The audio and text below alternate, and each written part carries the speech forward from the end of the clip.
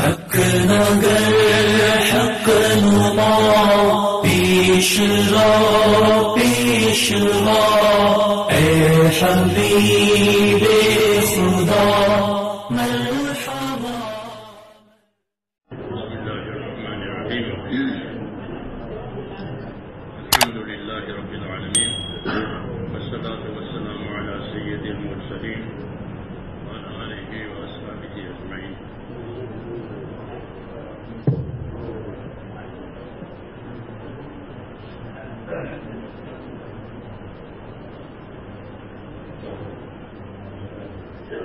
میرے پیارے بھائیوں،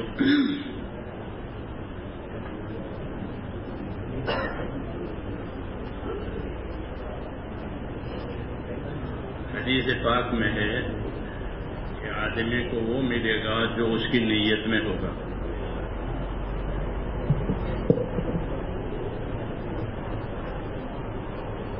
آدمی کو وہ ملے گا جو میری بات سن رہے یا ٹیپ کر رہے ہیں؟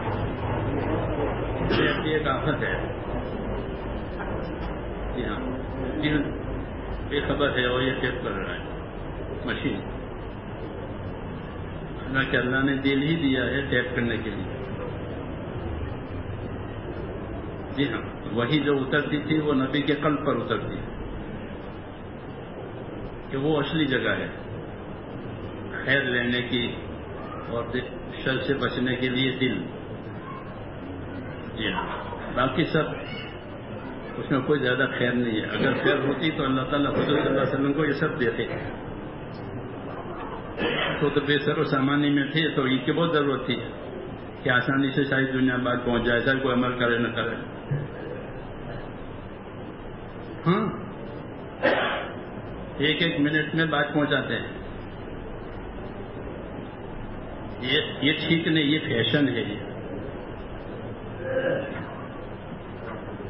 یہ فیشن ہو گئی.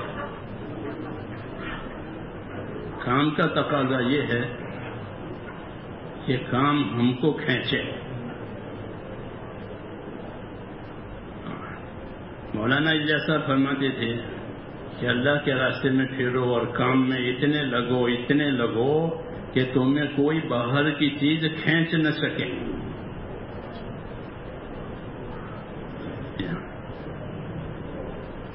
یہ تقاضا تھا.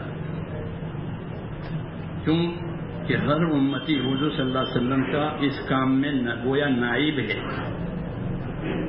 کہ مجھے وہی کام کرنا ہے جو حضور صلی اللہ علیہ وسلم نے کیا ہے.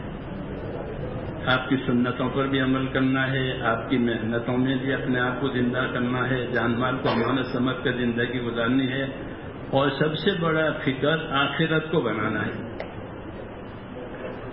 جی ہاں سب سے بڑا فکر تو کیا ہو مسلمان کا کہ مجھ کو میری آخرت بنانی ہے.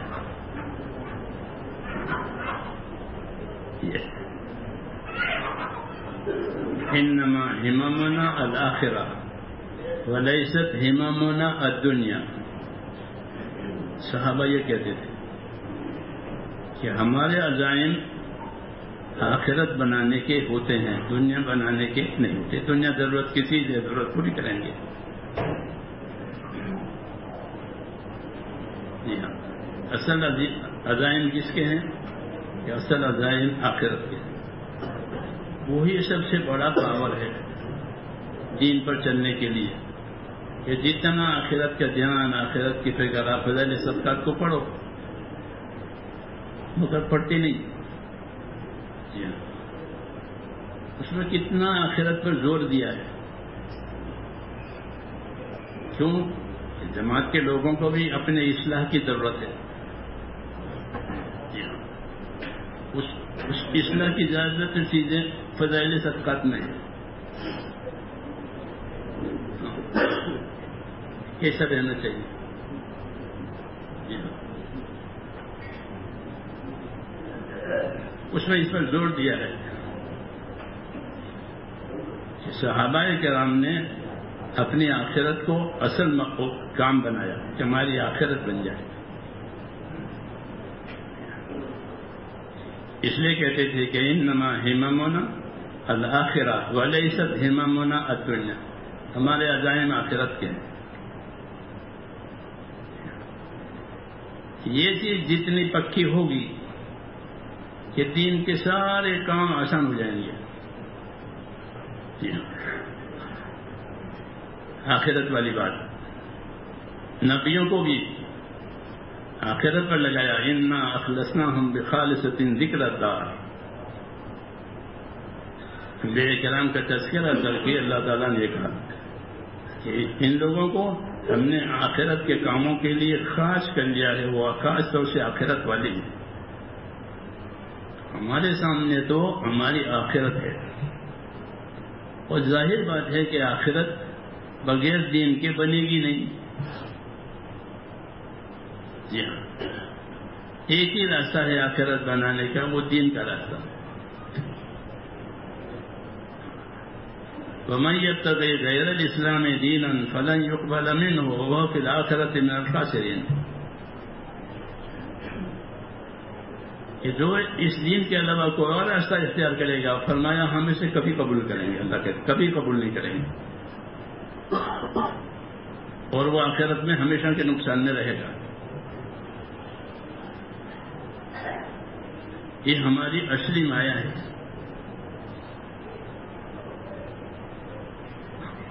آخرت والا یقین، آخرت والا علم. دنیا کے علم پڑھتے ہیں، آخرت والا علم پڑھو. اس علم میں بتایا جائے آخرت کیا ہے، دنیا کے علم میں نہیں بتایا جائے کہ آخرت کیا ہے. اس میں دنیا کی ترقی کی باتیں ہوتی ہیں، آخرت کی باتیں نہیں ہوتی. آخرت کا علم الگ ہے، آخرت کے اعمال الگ ہیں، آخرت کی فکر الگ ہے، آخرت کی محنت الگ ہے.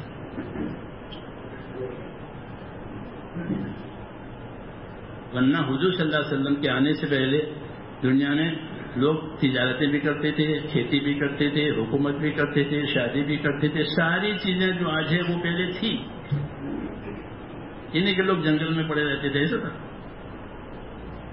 یہ نہیں، جنگل میں نہیں پڑے رہتے تھے. جتنی چیزیں آج ہیں اس زمانے میں بھی تھی. حاکم حکومت کرتے تھے، تاجر تجارت کرتے تھے، مزدور مزدوری کرتے تھے، شادیاں ہوتی تھی، سب چیزیں ہوتی، دشمنیاں ہوتی تھی، دوستیاں ہوتی تھی، سب چیزیں ہوتی تھی.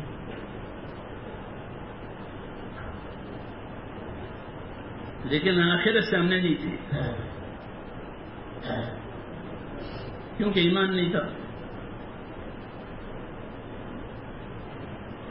ایمان نہیں تھا، اس لیے آخرت سامنے نہیں تھی.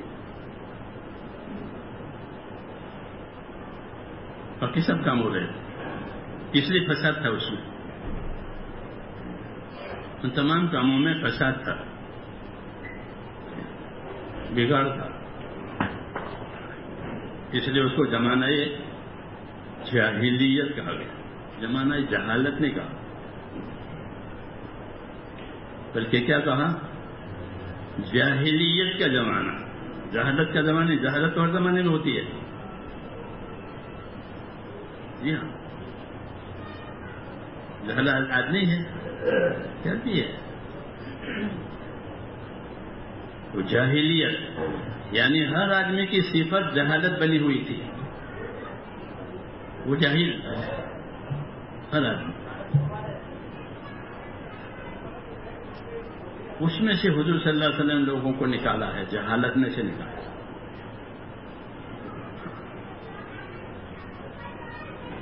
اور سب سے پہلے اللہ کے تعلق کی دعوت دی کہ جتنا اللہ سے تعلق ہوگا اتنا اللہ کا کام کرے گا.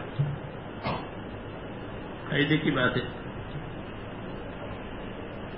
فائدے کی بات ہے. جتنا تعلق اتنا کام، کیونکہ سارے تقاضے تعلق کی وجہ سے پورے ہوتے ہیں.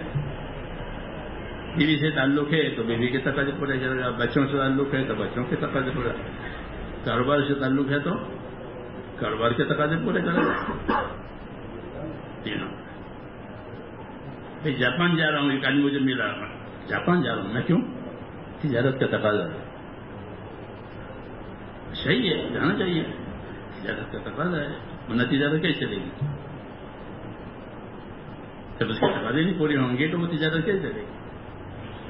اس لیے اگر جاپان جانا پڑے تو تجارت کے لیے جاپان جانا چاہیے. دین بھی یہی ہے کہ جب دین سے تعلق ہے تو دین کے تقاضے پورے کرو، نہیں تو دین کیسے رہے گا؟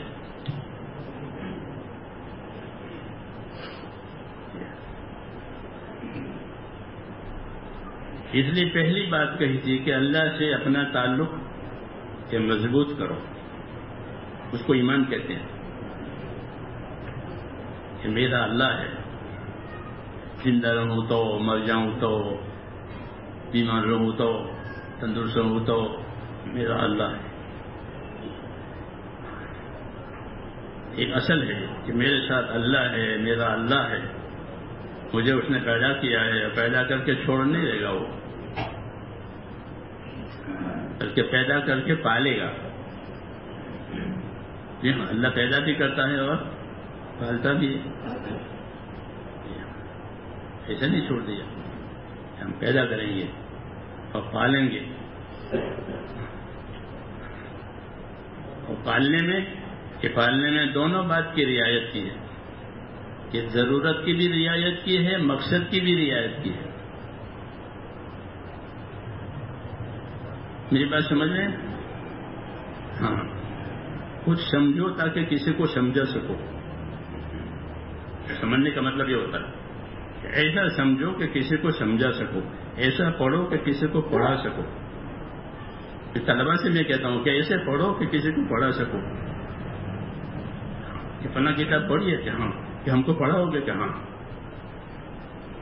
اس کو پڑھنا کہتے ہیں. تبلیغ میں بھی یہی ہے کہ تبلیغ کو ایسا سمجھو کہ کسی کو سمجھا سکو.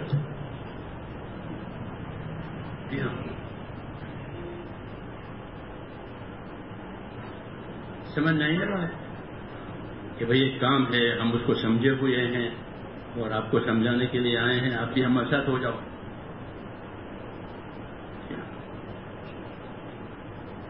تو میں نے کہا اللہ تعالیٰ نے پیدا بھی کیا اور پالنا بھی اپنے ذمے لیا، اور پالنے میں دونوں باتوں کی رعایت کی ہے. یہ دو باتیں کون سی؟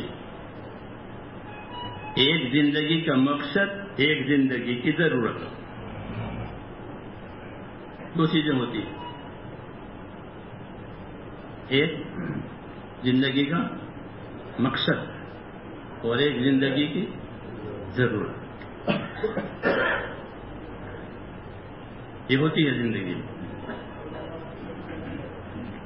تو دیکھنا یہ ہے کہ ہماری زندگی کی ضرورت کیا ہے، ہماری زندگی کا مقصد کیا ہے.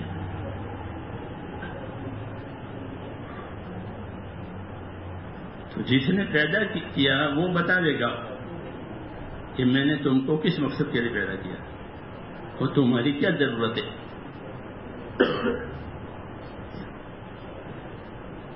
نبی کی بات اس وجہ سے سمجھنی ہے کہ نبی کیا کہنا چاہتے ہیں اور ان کو اللہ تعالیٰ نے کیوں بھیجا تھا.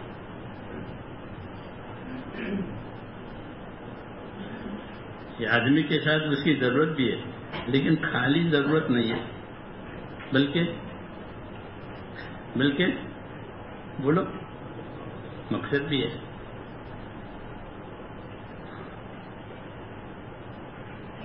تو کیا مقصد ہے؟ کیا مقصد ہے؟ پوچھو جس نے پیدا کیا ہے اس سے کہ ہم کو کیوں پیدا کیا. کیونکہ پیدا کرنے والا بتا دے گا کہ اس کا کیا مقصد ہے. کوئی دوا بنتی ہے تو لکھتے ہیں کہ باہر کی ہے، اندر کی ہے، پینے کی ہے، لگانے کی ہے. یہ دوا کس لیے بنی ہے؟ بنانے والے کی ذمہ داری ہے یہ بتا رہا ہے. یہ پینے کی ہے، یہ لگانے کی ہے، تاکہ مقصد پورا ہو جانا ہے. دوا خریدنے کا کیا مقصد ہے؟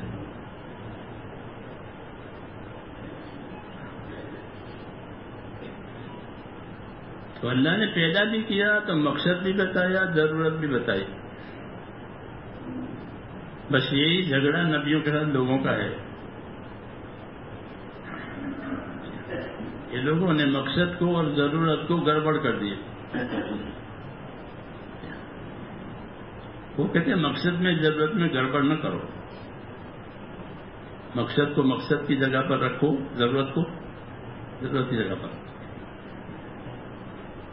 ضرورت سے انکار نہیں ہے, اور مقصد بغیر زندگی برباد ہو جائے گی. تو ہم کو اللہ تعالیٰ نے ان دو چیزوں کے ساتھ پیدا کیا ہے. ہماری زندگی کی ضرورت بھی ہے, ہماری زندگی کا مقصد بھی ہے. کیونکہ مقصد عام طور پر اوجھل ہو جاتا ہے, ضرورتیں سامنے ہوتی ہے تو اس کو بتانی نہیں پڑتی. جانور کو بھی ضرورت کا احساس رہتا ہے.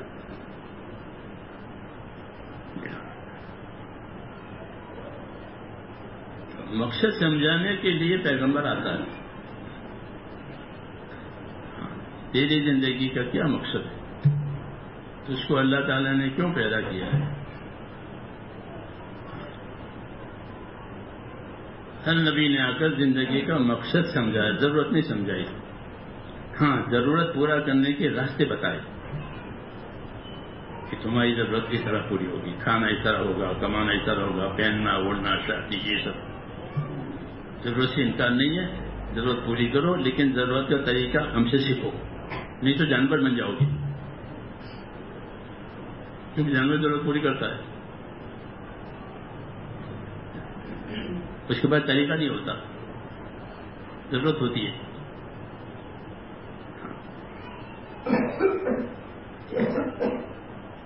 تو ضرورت اور مقصد ان دونوں کو سمجھنا یہ نبی کے ذریعے سے ہوتا ہے.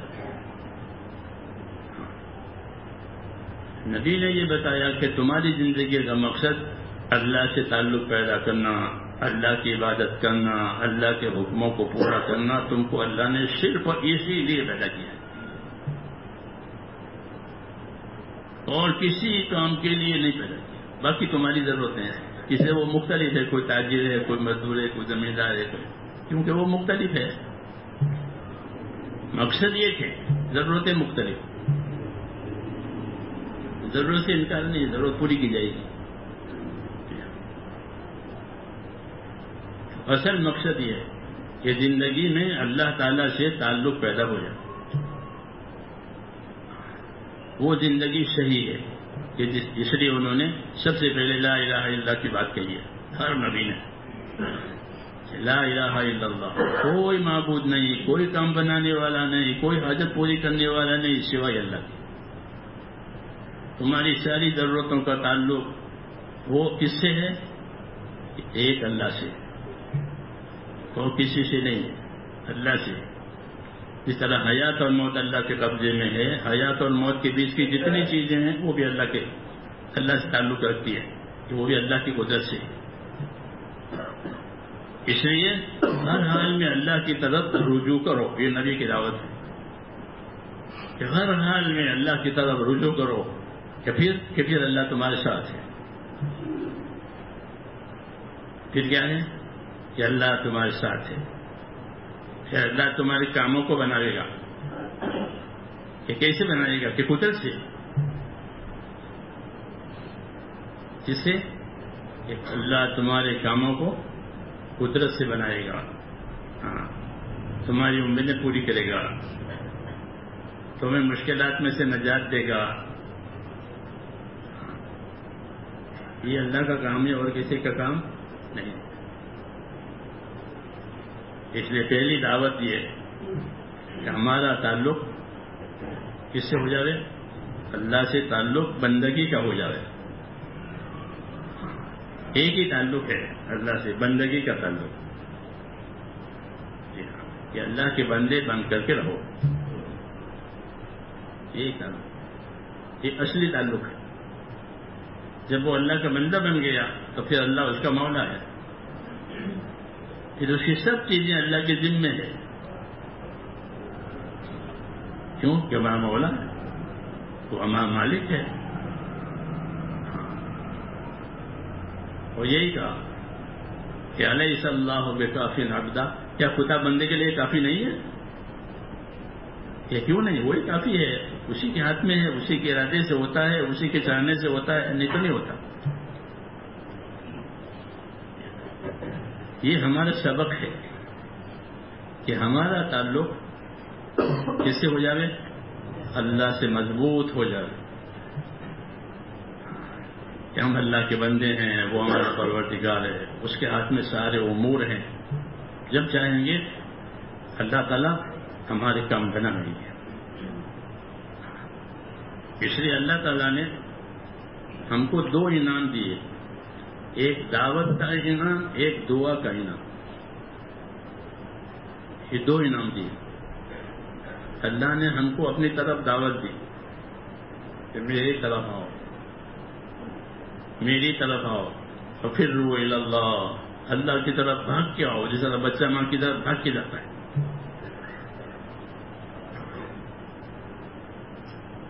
باپ کی طرف بھاگ کے جاتا ہے. کیوں؟ کہ وہ باپ سے امیدیں رکھتا ہے کہ اللہ سے امیدوار رہو اور اللہ کی طرف کہ بھاگ کے آؤ، اللہ سے اچھا گمان کرو. اللہ تمہارے ساتھ ایسا معاملہ کرے گا جیسا تمہارا گمان ہوگا. یہ حضور صلی اللہ علیہ وسلم نے جیسا تم اللہ کے ساتھ گمان کرو گے اللہ تمہارے ساتھ ایسا ہی معاملہ کرے گا. یہ بڑا انعام ہے، یہ بڑا انعام ہے. اور یہ سمجھایا کوئی کسی حال میں نا امید نہ بنے اللہ سے.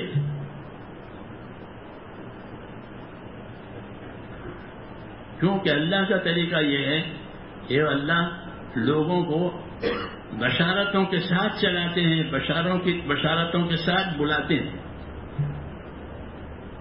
یہ طریقہ ہے کہ بشارتوں کے ساتھ میرے بندوں کے لیے یہ ہے، میرے بندوں کے لیے ہے، میرے بندوں کے لیے ہے. فبشر عباد، میرے بندوں کو بشارت دو، میرے بندوں کو خوشخبری دو. یہ طرح سے اللہ کا کہ بشارت دیں گے، برکتیں دیں گے. اس کی بات ماننے پر جب بات مانی جائے گی تعلق اللہ سے ہوگا کہ پھر تم خوش ہو جاؤ. حضور فرماتے ہیں ابشروا واملوا ما یسرکم. ہاں، خوشخبری رہو اللہ کی اور امیدوار رہو اللہ سے. اللہ ایسے حالات لاوے گا جو تمہیں خوش کر دیں گے.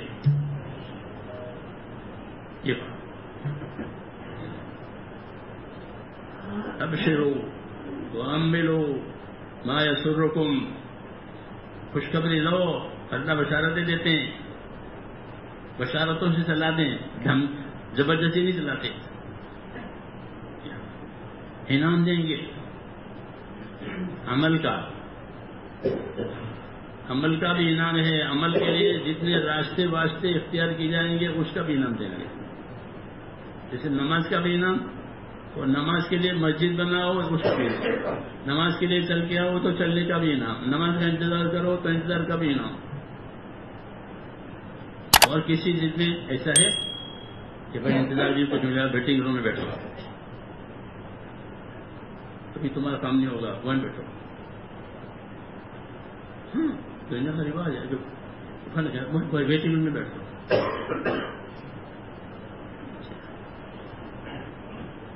انعام پر انتظار پر ویٹ پر کچھ نہیں ملتا، یہاں ملے گا. کیوں کہ اللہ کا سارا کاروبار دینے کے لیے ہے، لینے کے لیے نہیں. اس لیے فرمایا بشارتیں لو. یعنی بھی فضائل پڑھو. فضائل کیا ہے؟ اللہ کی بشارتیں. اللہ کی بشارتیں ہیں کہ تمہیں اللہ یہ دینے والے ہیں، یہ دینے والے ہیں، یہ دینے والے ہیں. تو جتنا اللہ کی بشارتوں پر دھیان ہوگا اللہ کا آدمی اتنا کام خوشی خوشی کرے گا. نہیں تو رواج سے دباؤ سے تو ہوتا ہی کام. ہاں، یہ دو راستے ہیں، یا دباؤ یا رواج.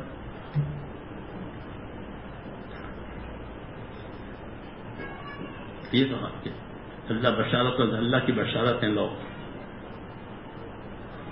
پھر اللہ کام کرو کہ اللہ مجھے یہ دینے والے ہیں. کوئی دوسروں سے امید نہیں ہے, اللہ دیں گے. کیوں کہ میں اللہ کام کر رہا ہوں, میں اللہ کام کر رہا ہوں, مجھے حکم ملا ہے. ہر حکم کے ساتھ انعام ہوتا ہے, ہر حکم کے ساتھ طریقہ ہوتا ہے. ہر حکم کے ساتھ انعام ہوتا ہے اور ہر حکم کے ساتھ طریقہ ہوتا ہے. اگر طریقہ پر عمل کیا ہے تو پھر انعام مل جائے گا, طریقہ نہیں ہے تو انعام نہیں ملے گا. یہ فائدہ ہے.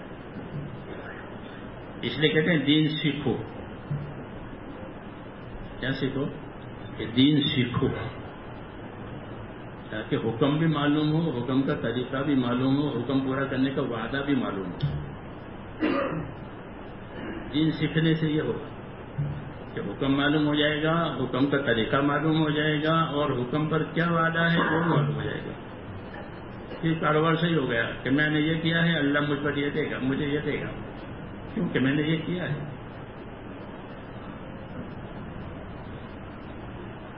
یہ سیکھنے کی بات ہے کہ بھائی ایمان یقین, یہ سیکھنے کی بات ہے کہ میرا اللہ نے مجھے حکم دیا ہے, اس کا یہ طریقہ ہے, تو مجھے یہ وعدہ کیا ہے, اب میں اس حکم کو پورا کروں گا, میرا اللہ مجھے یہ دے گا.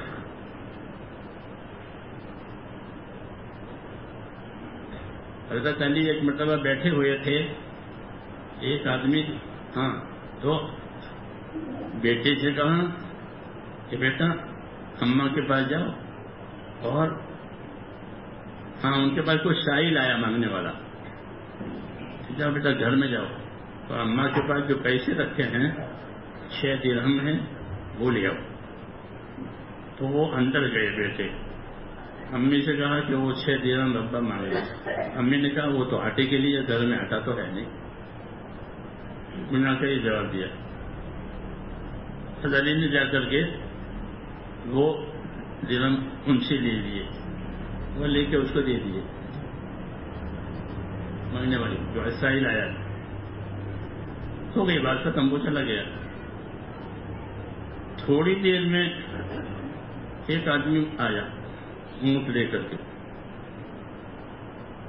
وہ اونٹ بیچنا چاہتا تھا. حضرت علی سے بات چیت ہوئی.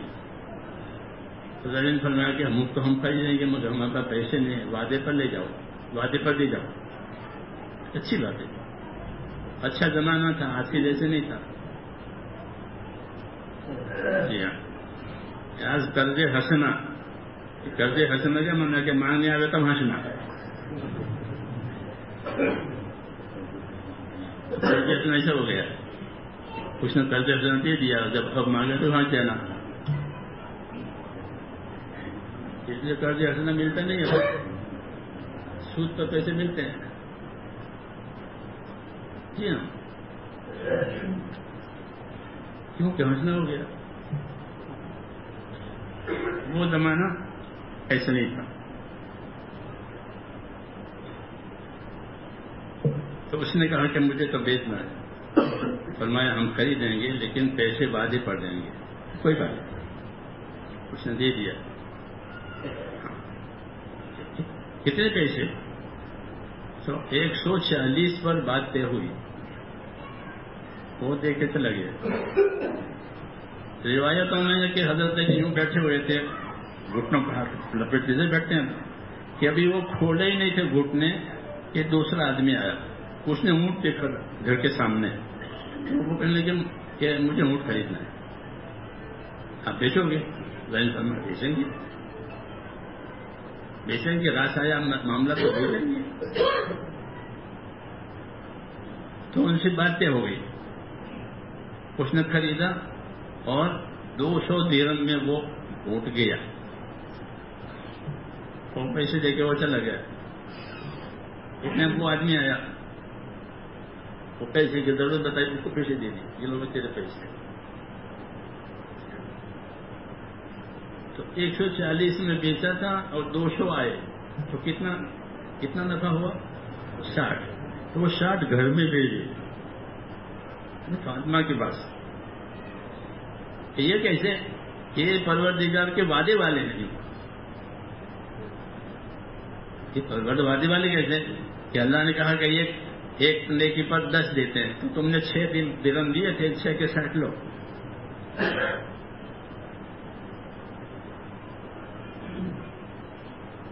ٹھیک ہے، یہ 6 کے 60 6 دیے تھے 60.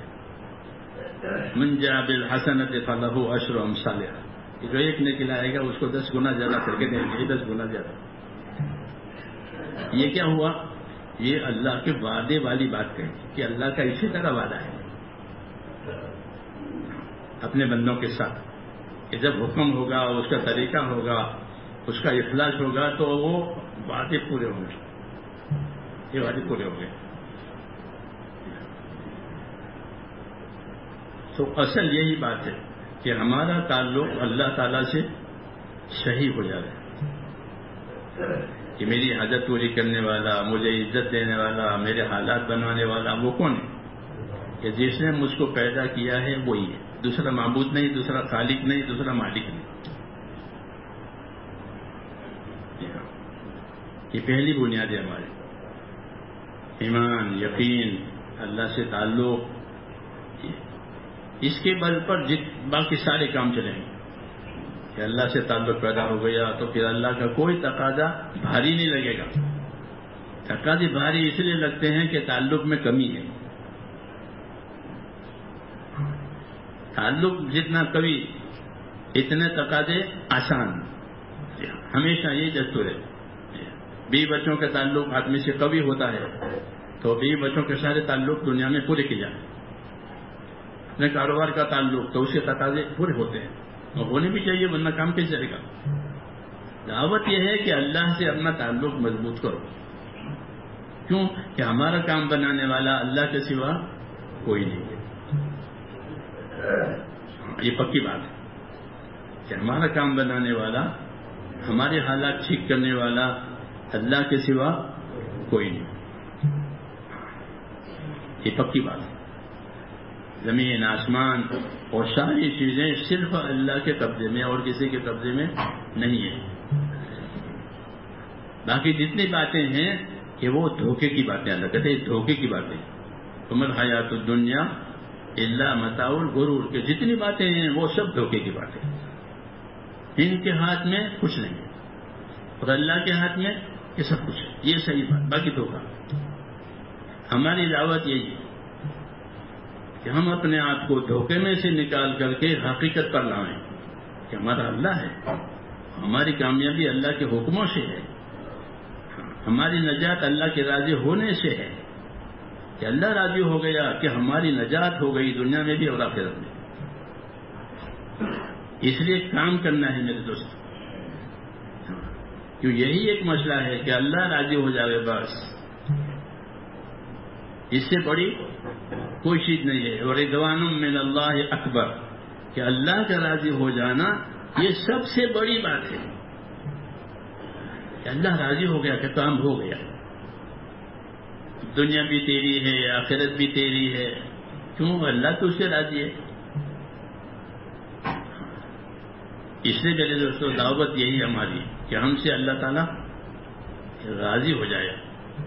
جیسے صحابہ سے راضی ہو گیا، اللہ مجھ سے راضی ہو گیا، اللہ ہم سے راضی ہو جائے. یہ کوئی معمولی بات نہیں ہے کہ راضی ہو جائیں گے تو یہ قدرت اپنے تمہارے ساتھ کریں گے. کیا کریں گے؟ کہ اللہ راضی ہو جائیں گے تو کیا ہوگا؟ کہ اللہ راضی ہوگا تو وہ اپنی قدرت تمہارے ساتھ کریں گے، تمہارے کام اپنی قدرت سے بنائیں گے. جن سے راضی ہوتے ہیں ان کے کام قدرت سے بناتے ہیں. کہ اللہ راضی کیسے ہوں گے؟ کہ اللہ تعالیٰ راضی ہوتے ہیں اپنے سے ڈرنے والوں سے. جو اللہ سے ڈرے گا اللہ اسے راضی ہوگا، جو اللہ سے ڈرے گا اللہ اسے راضی ہوگا. اب جتنا اس کے اندر ڈر ہے، جتنا وہ اپنے آپ کو پابند کرے ڈر کی وجہ سے، کہ اتنا وہ اللہ اسے خوش. پھر اللہ وہ کریں گے جو تو چاہے گا. اتنا بڑا انعام ہے کہ جو تو چاہے گا اللہ وہ کرے گا. یہ اللہ ہمیشہ کام کریں گے. اتنا بڑا انعام ہے کہ یا اللہ ایسا ہونا چاہیے تھا، ہاں کریں گے. وہ چاہ بھی رہا ہے اللہ کو راضی کرنے کے لیے. اب وہ چاہ کیوں رہا ہے؟ جیسا حضرت عمر کہتے ہیں یا رسول اللہ ایسا ہونا چاہیے، تو حکم بھی آتا تھا کہ ہاں یہ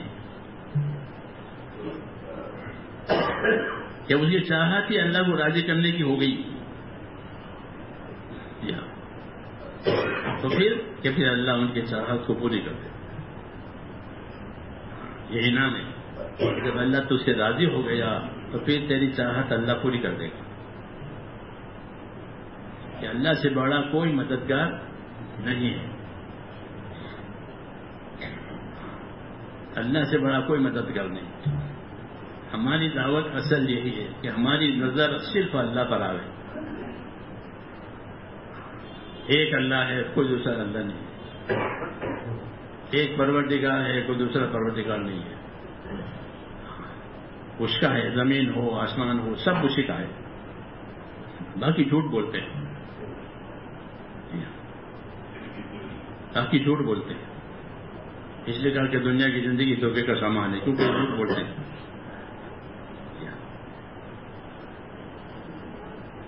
اصل اللہ کی ذات ہے. نبیوں کی یہی دعوت ہے کہ اپنا تعلق اللہ تعالیٰ سے مضبوط کرو، اور تعلق اللہ سے عبادت اور بندگی کا ہے. اس میں پورے اترنے کی کوشش کرو. پورے تو نہیں اتریں گے لیکن کوشش کرو. کوشش کا ذمہ دار ہے، پورا ہونے کا ذمہ دار نہیں ہے. کوشش کا ذمہ دار. ایک مرتبہ ایک تقاضا حضور صلی اللہ علیہ وسلم نے رکھا ہے کہ فلانا کام کرنا ہے، تو بھائی کون کرے گا؟ تو محمد بن مسلمہ مسعود صحابی انصاری وہ کھڑے ہوئے کہ میں کروں گا. ان کو بتا دیا کہ یہ کرنا ہے. اب وہ گھر میں جا کر کے جب تقاضا حضور نے ان کو دیا تو اب وہ تقاضے کے بارے میں ڈر گئے کہ یا اللہ، اللہ کے نبی کے سامنے میں نے ہاں بھری اور انہوں نے مجھے تقاضا دیا، اب پتہ نہیں میں پورا کر سکوں گا نہیں کر سکوں گا. تو ان پر اتنا بوجھ پڑا اس بات کا کہ ان کا کھانا پینا بند ہو گیا. میں کیا جواب دوں گا اگر پورا نہیں ہوا؟ تو میں نے کھڑے ہو کر کہا اور آپ نے دیا سب کے سامنے. تو لوگوں نے کہا کہ یا رسول اللہ محمد بن مسلمہ کا کھانا پینا بند ہو گیا. کیوں؟ کہ آپ نے ان کو تقاضا رکھا آپ نے اور انہوں نے ہاں کہی اور پھر وہ تقاضا ان کو مل گیا، تو وہ اس کی وجہ سے گراں بار ہے، یعنی ان پر بہت بوجھ ہے. حضور صلی اللہ علیہ وسلم نے ان کو سمجھایا اور یوں فرمایا کہ علیک الجہد، کہ بھائی تیرے دل میں تو کوشش کرنا ہے، پورا تو اللہ کرے گا. یہ تعلیم سب کے لیے ہے. یہ تعلیم سب کے لیے. یہ کوشش بندے کے ذمے ہے اور پورا کرنا بندہ کوشش کا ذمہ دار ہے. اس لیے اس راستے میں اپنی محنت کرنی ہے کہ ہمارا مزاج کوشش کرنے کا بن جائے، کہ کوشش میں کمی نہ ہو. پھر دیکھو اللہ کیا کرتے ہیں. یہ تعلیم دی ہے کہ کام بن جائے یہ تمہارے ذمہ نہیں ہے، کام کی کوشش تمہارے ذمہ ہے. نتیجے اللہ نے اپنے ہاتھ میں رکھے ہیں. اس طرح حیات موت اپنے ہاتھ میں رکھی ہے، اس طرح ہر عمر کے نتیجے اللہ نے اپنے ہاتھ میں. البتہ کوشش کی ذمہ داری ہے کہ نبیوں نے کوشش کا میدان بنایا ہے دنیا کو، کہ یہ محنت کا میدان ہے، یہ کوشش کا میدان ہے. اللہ کو اپنی کوشش دکھاؤ، اللہ کو اپنا تھکنا دکھاؤ.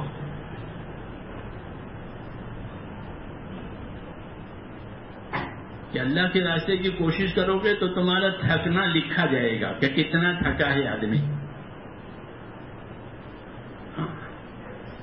اور کسی ادارے میں کسی ڈپارٹمنٹ میں تھکنا نہیں لکھا جاتا کہ یہ کتنا تھکا. لکھا جاتا ہے؟ یہاں لکھا جائے گا کہ کون کتنا تھکا ہے. میں ایسی نہیں لال کتاب کی بات نہیں کر رہا ہوں، اصلی کتاب کی بات کر رہا ہوں.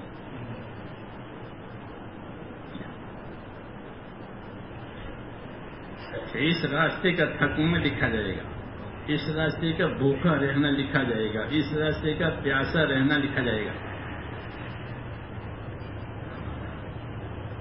یہ اللہ کی بات ہے. جو کام ہم کو دیا ہے نبی کے ذریعے سے اس کی قیمت اللہ کے یہاں بہت اونچی ہے.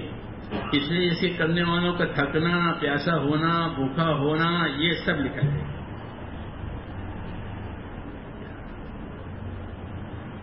مولانا الیاس صاحب یہ ترغیب دیتے تھے کہ تھکنا اصل ہے.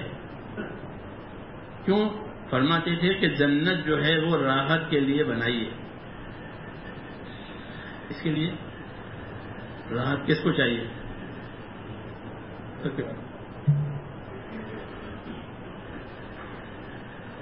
راحت کس کو چاہیے؟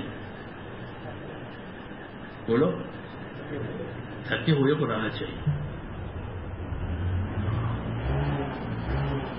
یہ راحت کے لیے بنائی ہے جنت. جنتی جنت میں اتر کر سب سے پہلے شکر ادا کریں گے اس بات کا کہ الحمدللہ ساری راحت، سارا تکان اتر گئے.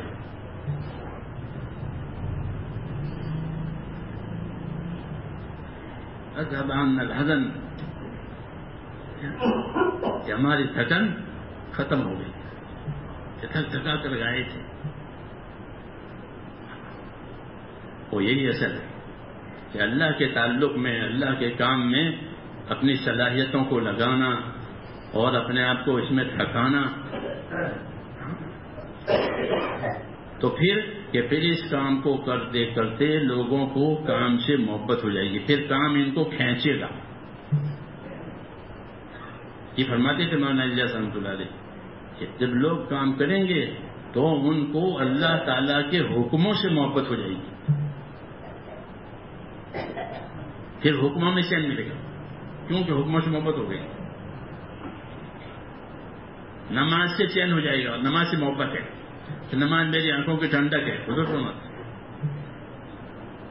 کیوں؟ نماز سے تعلق ہو گیا.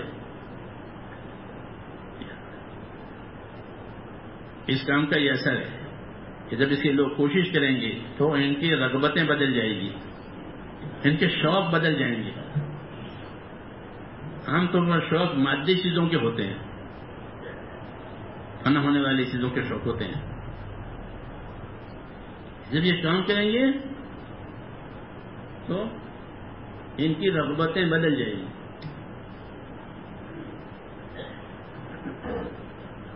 ایسی بات نہیں ہے. صحابہ کرام کے بارے میں ہے کہ ان کو موت سے محبت تھی. بولو.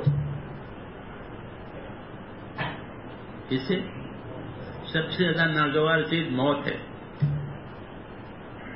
جی ہاں، سب سے زیادہ ناگوار. انسان کو بھی، جانور کو بھی. جانور موت سے بھاگے، اپنی جان بچا رہے، وہ انسان بھی. ان لوگوں کو موت سے محبت تو بہت آ رہی. کیوں؟ کہ موت کے بعد اللہ سے ملنا ہے. اسی کے لیے سارا کیا تھا، اس کو راضی کرنے کے سارا کیا تھا. اب اس کی ملاقات کا وقت آ گیا. مولانا فرماتے تھے کہ جب تم کام کرو گے ہاں تو ایسے کرو کہ کوئی چیز تمہیں دنیا کی کھینچے نہیں. جیسے آج یہ ہے نا موبائلوں کا فتنہ، یہ ایسا ہے کہ ہر ایک کو موبائل نے کھینچ لیا ہے. جب فارغ ہو تو اس کو لے بیٹھے، رات ہو، دن ہو، سفر میں ہو، حضر میں ہو. ایسی رغبت پیدا ہو گئی. اٹھے تو دیکھے، سوئے تو دیکھے. اتنا لگا ہو گیا قریب عرصے میں.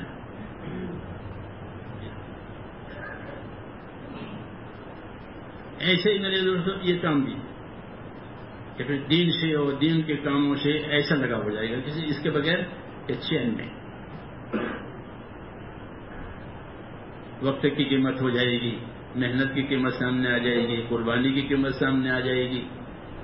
کام کرنے کی وجہ سے یہ چیزیں کھلے گی کہ میری محنت کی اللہ کے یہاں کیا قیمت ہے، کہ میرا ایک سبحان اللہ بہت پہاڑ سے بڑا ہے. ہاں سبحان اللہ کے بارے میں بتا دیں کہ سبحان اللہ کیسا ہے؟ بہت پہاڑ سے بڑا. کہ سبحان اللہ کیا ہے؟ کہ سبحان اللہ صدقہ ہے. جیسے کچھ 100 روپے ہے کوئی غریب کو تو وہ صدقہ، وہ سبحان اللہ پڑھے تو بھی 100 روپے جیسا ہی ہے. سبحان اللہ الحمدللہ صدقہ، سبحان اللہ صدقہ. لیکن وہ یقین ابھی بنا نہیں ہے کہ مجھے سبحان اللہ کہنے پر ایسا ملے گا جیسے 100 روپے صدقہ کرنے والے ملتا ہے، 1000 روپے صدقہ کرنے والے کو جو دیتے ہیں مجھے سبحان اللہ پڑھی دیں گے. اس کی وجہ صرف یہ ہے کہ ہماری محنت میں کمی ہے. محنت سے یقین بنتا ہے. اللہ نے جن چیزوں کے وعدے کیے ہیں جب اس میں محنت ہوگی تو پھر وہ یقین بنے گا کہ میں نے یہ کام کیا ہے، اللہ اس پر یہ کرے گا. جیسے نوکری والے کا میں نے نوکری کی ہے، مہینہ پورا ہو جائے گا تو وہ ہمارا سلا آ جائے گا. کہاں جائے گا؟ یہ گورنمنٹ دے گی. گورنمنٹ خدا نہیں ہے.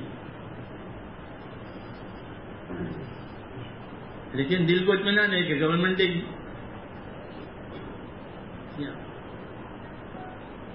ایسے مومن کو کہ اللہ کہ میں نے اللہ سے جو کہا ہے اللہ یہ کرے گا. اسے کہتے ہیں کہ دعوت دو کہ اللہ سے ہوتا ہے، اللہ کے غیر سے نہیں ہوتا. اللہ کرتا ہے، دوسرا کوئی نہیں کرتا. جی ہاں. اور پھر اس کے ساتھ اللہ تعالیٰ کے حکموں کو رسول صلی اللہ علیہ وسلم کے طریقے پر پورا کرو. دعوت دو اللہ سے ہونے کی اور حکم پورا کرو کیسا؟ کہ نبی صلی اللہ علیہ وسلم کے طریقے سے.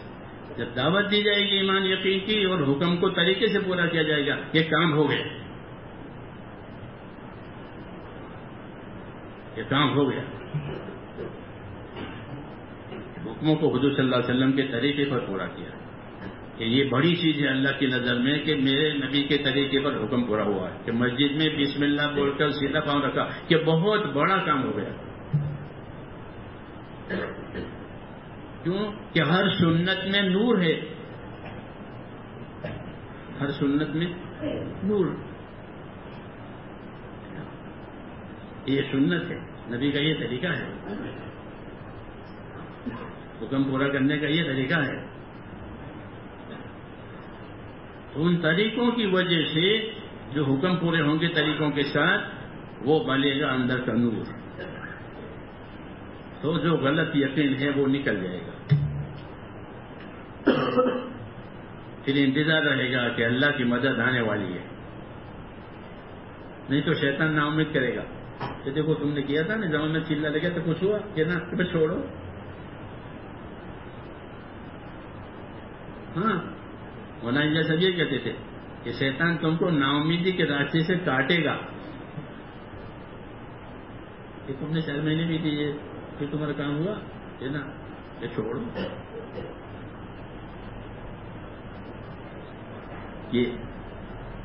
یہ کیوں کہ 4 مہینے ہو گیا تھا وہ ہوا نہیں. کوئی بات ہوگی، کیوں نہیں ہوا؟ کہ کوئی گڑبڑ ہوگی اندر، یا تو نیت میں گڑبڑ ہے، یہ عمل پورا کرنے میں گڑبڑ ہے. نہ تو ہونا چاہیے. کیوں؟ اللہ نے کہا یہ کرو گے تو میں یہ کروں گا، پھر نہیں ہوا کہ اندر کوئی گڑبڑ ہے. ورنہ اللہ کی بات تو حق ہے. یہ تربیت کی بات ہے کہ بھئی نہیں ہوا تو یہ نہیں کہ ناامید ہو گئے کہ نہیں تمہارے اندر کوئی گڑبڑ ہے، یا تو تم نے کام پورا نہیں کیا ہے، یا تمہاری نیت صحیح نہیں ہے، یا کوئی دوسری بات اندر داخل ہو گئی ہے. اس لیے ہمارے کام میں میرے دوستو عمل بھی صحیح ہو، ترتیب بھی صحیح ہو، نیت بھی صحیح ہو.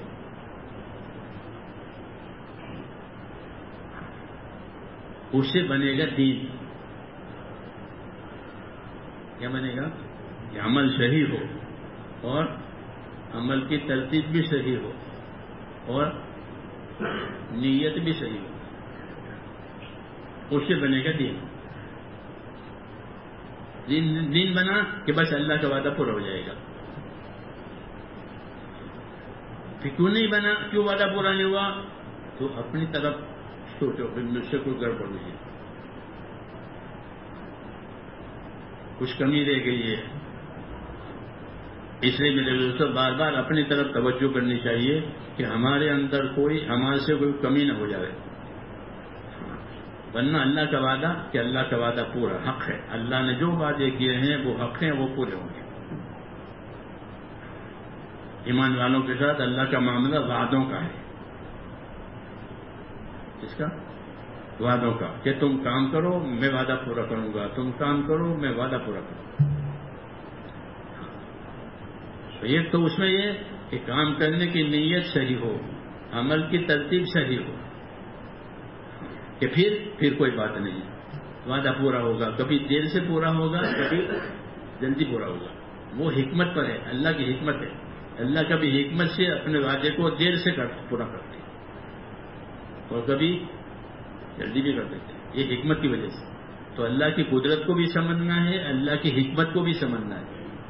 اگر اللہ کے وعدے میں دیر ہو گئی حالانکہ ہماری طرف سے سب بات صحیح ہے تو یہ سمجھو کہ کوئی حکمت ہے جس کی وجہ سے اللہ نے روک لیا ہے. حکمت کا علم ہمیں نہیں ہے, اللہ تعالیٰ حکمت سے کام کرتا ہے. جب بندے کو حکمت کی خبر نہیں ہوتی تو وہ اس کو پھر اندر سوالات پیدا ہوتے ہیں کہ میں نے تو یہ کیا پھر بھی نہیں ہوا. یہ نہیں کوئی حکمت ہے, انتظار کرو. حکمت بھی اپنا اثر بتاوے گی, حکمت بھی اپنا نتیجہ لاوے گی کہ اللہ حکمت دکھانے کے تم کو. موسیٰ علیہ السلام ایک جگہ جا رہے تھے, ایک آدمی کو دیکھا کہ وہ اپنے آپ کو اس نے ننگا ہے, پہننے کا کوئی سامان نہیں, تو مٹی میں دبایا ہے شکل چھپانے کے لیے.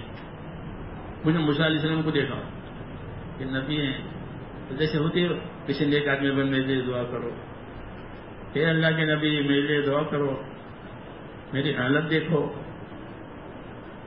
میرے پاس کچھ نہیں ہے, مٹی میں دباؤں, میری غربت, میری غریبی. تو موسیٰ علیہ السلام کو رحم آیا کہ میں سمجھانے کی قصہ بیان کروں, یہ فقہ کتاب کہ اللہ بھائی تیری حالت کو اچھی بنا دے, تیری پریشانی دور کر دے, دعا مانگی. موسیٰ علیہ السلام اپنے کام پر چل گئے. پھر ایک مدت کے بعد واپسی ہوئی موسیٰ علیہ السلام, دیکھا لوگ جمع ہیں اور لوگ سر اونچا اونچا کر کے کوشش دیکھ رہے تھے. لوگوں کی عادت ہوتی ہے کہ کیا دیکھ رہے ہیں, پوچھا کیا دیکھ رہے ہیں. ایک آدمی نے شراب پی کر کے کسی کا خون کیا ہے اور اس میں وہ پکڑا گیا ہے, ثابت ہوا ہے, اس لیے اب اس کو بھی موت کی سزا دے رہے ہیں. تو لوگ اس کو دکھ رہے ہیں. موسیٰ علیہ السلام نے بڑھ کر کے دیکھا تو وہ آدمی تھا دعا والا.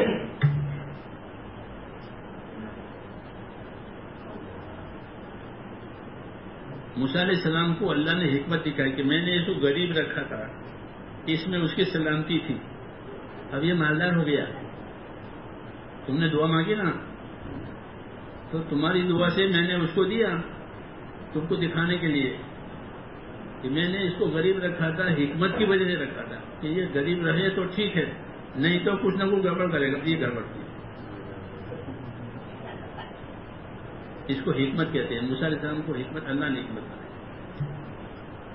قرآن پاک میں وَلَوْ بَسَطَ اللَّهُ رِزْقَ لِعِبَادِهِ لَبَغَوْا فِي الْأَرْضِ کہ اگر اللہ روزی کو سب کو پھیلا پھیلا کر دے نا تو یہ زمین میں بغاوت کرے, سب مالدار ہو جائیں. تو حکمت ہے, کوئی غریب بھی رہے, کوئی مالدار بھی رہے, حکمت ہے.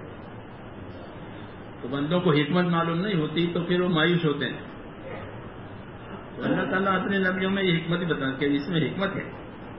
تو اس لیے مسلمان کو اللہ کی قدرت کا بھی یقین کرنا ہے اور حکمت کا بھی یقین کرنا ہے کہ میری بات جو نہیں ہو رہی ہے تو وہ کسی حکمت کی وجہ سے, پھر وہ حکمت بھی ظاہر ہو جائے گی. اس لیے اللہ تعالیٰ کے کام کو میرے دوستوں اللہ کی قدرت پر نظر کر کے کرنا ہے. ہم تو اللہ کی قدرت پر نظر کر کے اللہ کا کام کریں گے. اللہ اپنی قدرت سے ہمارے کام بنائے گا. ہم کو اللہ تعالیٰ نے نبیوں کے قصے سنائے ہیں. کس کے؟ نبیوں کے قصے کیوں سنائے ہیں؟ کہ نبیوں کے قصے اس لیے سنائے ہیں کہ ایک تو ہم کو نبیوں والا کام دیا ہے. سمجھے میں نبیوں والا کام بے شک ہے, نبیوں والا کام دیا ہے. اس لیے نبیوں کے قصے سنائے ہیں کہ دیکھو نبیوں کے کام میں یہ باتیں ہوگی.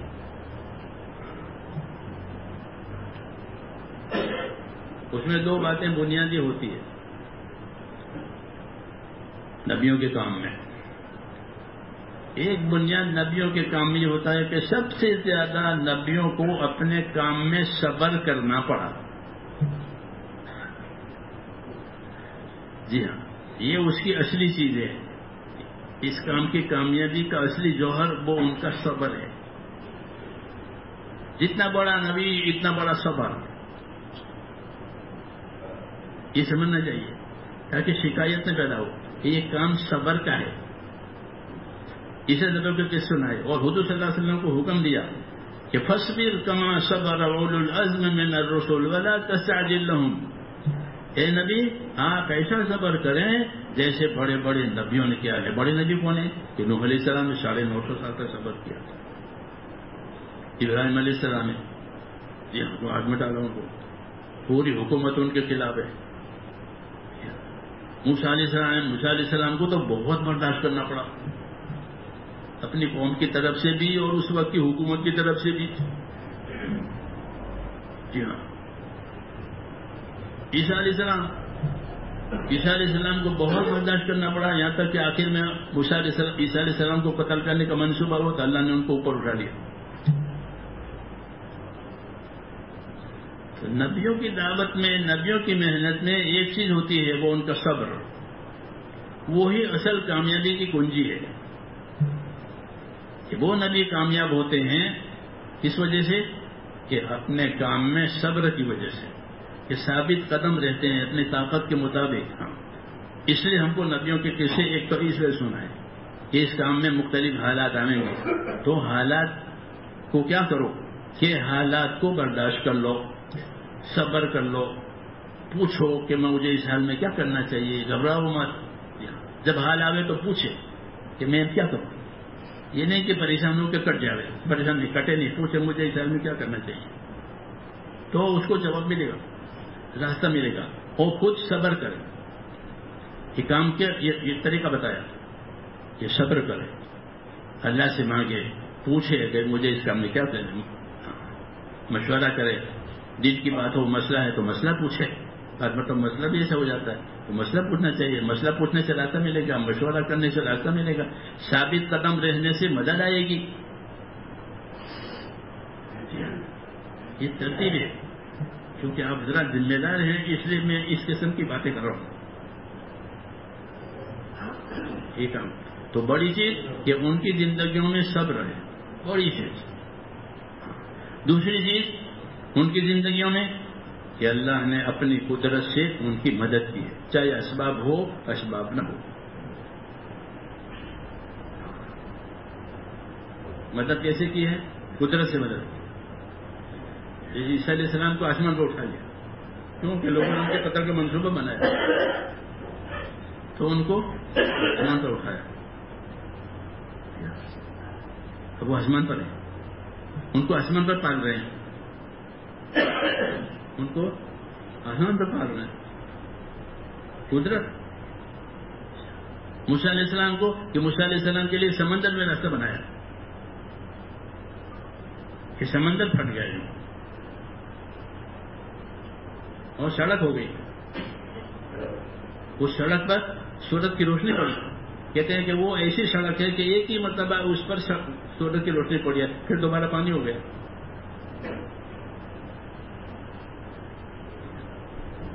سڑک پہ جب روشنی پڑے گی سورج کی، سب کو نکلنا ہے تو ان کے لیے پانی نے راستہ بنایا.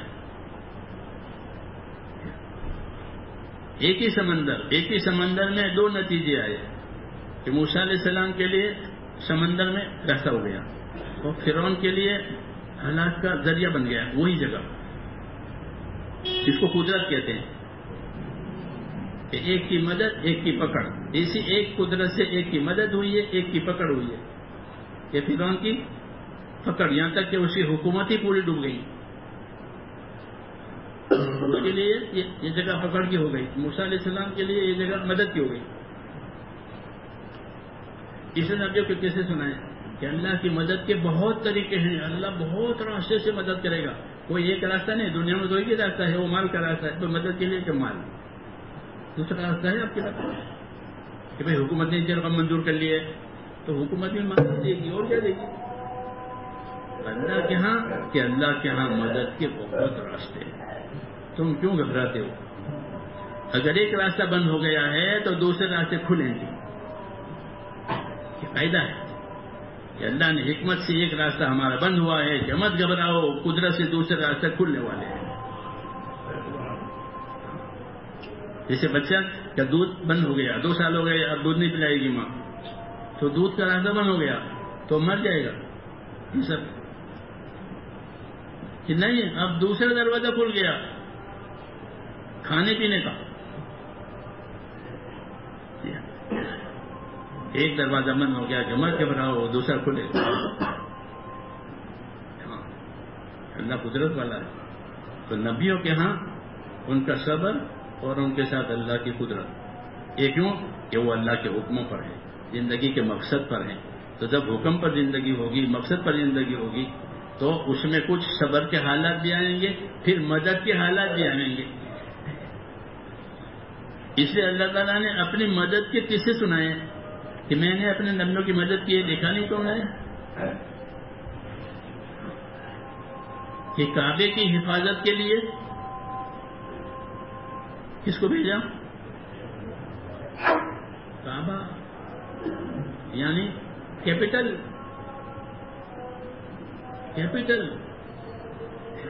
خطرے میں ہے تو کتنی بڑی فورس ہے یہ بولو. جب کیپٹل خطرے میں آ جائے تو کتنی بڑی، تو بتایا کہ کوئی فورس کی ضرورت نہیں ہے. تو اپنے کیپٹل کی مدد کے لیے پرندے بھیجے اور ہلاک کرنے کے لیے ہاتھی آئے تھے. بیت اللہ کو ہلاک کرنے کے لیے ہاتھی آئے تھے اور بچاؤ کے لیے پرندے آئے.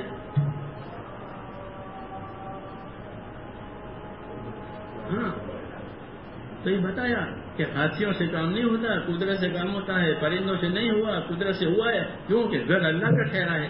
جب گھر اللہ کا ٹھہرا تو اللہ کے ذمہ مدد ہوئی. یہ سورہ علم ترا شروع میں نازل ہوئی ہے مکی دور میں. صحابہ کو سنا علم ترا کیف فعل ربک باصحاب الفیل، دیکھا نہیں تم نے کہ ہاتھی والوں کے ساتھ اللہ نے کیا کیا؟ صحابہ سے کیا بھائی، کیونکہ قریب کا ہی زمانہ ہے، حضور کی پیدائش کے قریب یہ زمانہ ہوا، زیادہ ایسا نہیں گزرا تھا کہ ہم نے ہاتھی والوں کے ساتھ کیا. تم معلوم ہے تم، اور یاد رکھو اس کو کہ جب گھر میرا ہوا تو میرے ذمہ اس کی مدد ہے. جب تم میرے ہو جاؤ گے تو تمہاری مدد بھی میرے ذمہ ہے. اس لیے بتایا کہ ہم نے ہاتھی والوں کے ساتھ یہ کیا ہے کیوں کہ گھر ہمارا ہے. عبد المطلب نے اس بادشاہ سے یہی کہا تھا کہ میں تمہیں ایک گھر کو میں توڑوں گا، تو اس نے کہا میں گھر کا، عبد المطلب نے کہا میں گھر کا مالک نہیں ہوں، وہ مالک اس کا اور ہے، وہ دیکھ لے گا اپنے گھر کو. حضور صلی اللہ علیہ وسلم کے دادا ہیں، وہی متولی تھے، وہی ذمہ دار تھے. تو اس نے اسے بات کی کہ میں گھر کا ذمہ دار نہیں ہوں، اس کا ذمہ دار کوئی اور ہے، وہ کرے گا اپنے گھر. پھر بیت اللہ پر آ کر کے دعا مانگی کہ اللہ تیرا گھر ہے، ہمارے پاس تو کوئی طاقت ہے نہیں. تو پھر یہ ہوا. تو نبیوں کے قصے اس لیے سنائے کہ اللہ تعالیٰ اپنی مدد کرنے میں کسی سبب کا محتاج نہیں ہے. ایوب علیہ السلام کو لمبی بیماری دعا سے گئی، لمبی بیماری، وہ کس سے گئی؟ دعا مانگی، اور ان کی بیماری دعا سے گئی.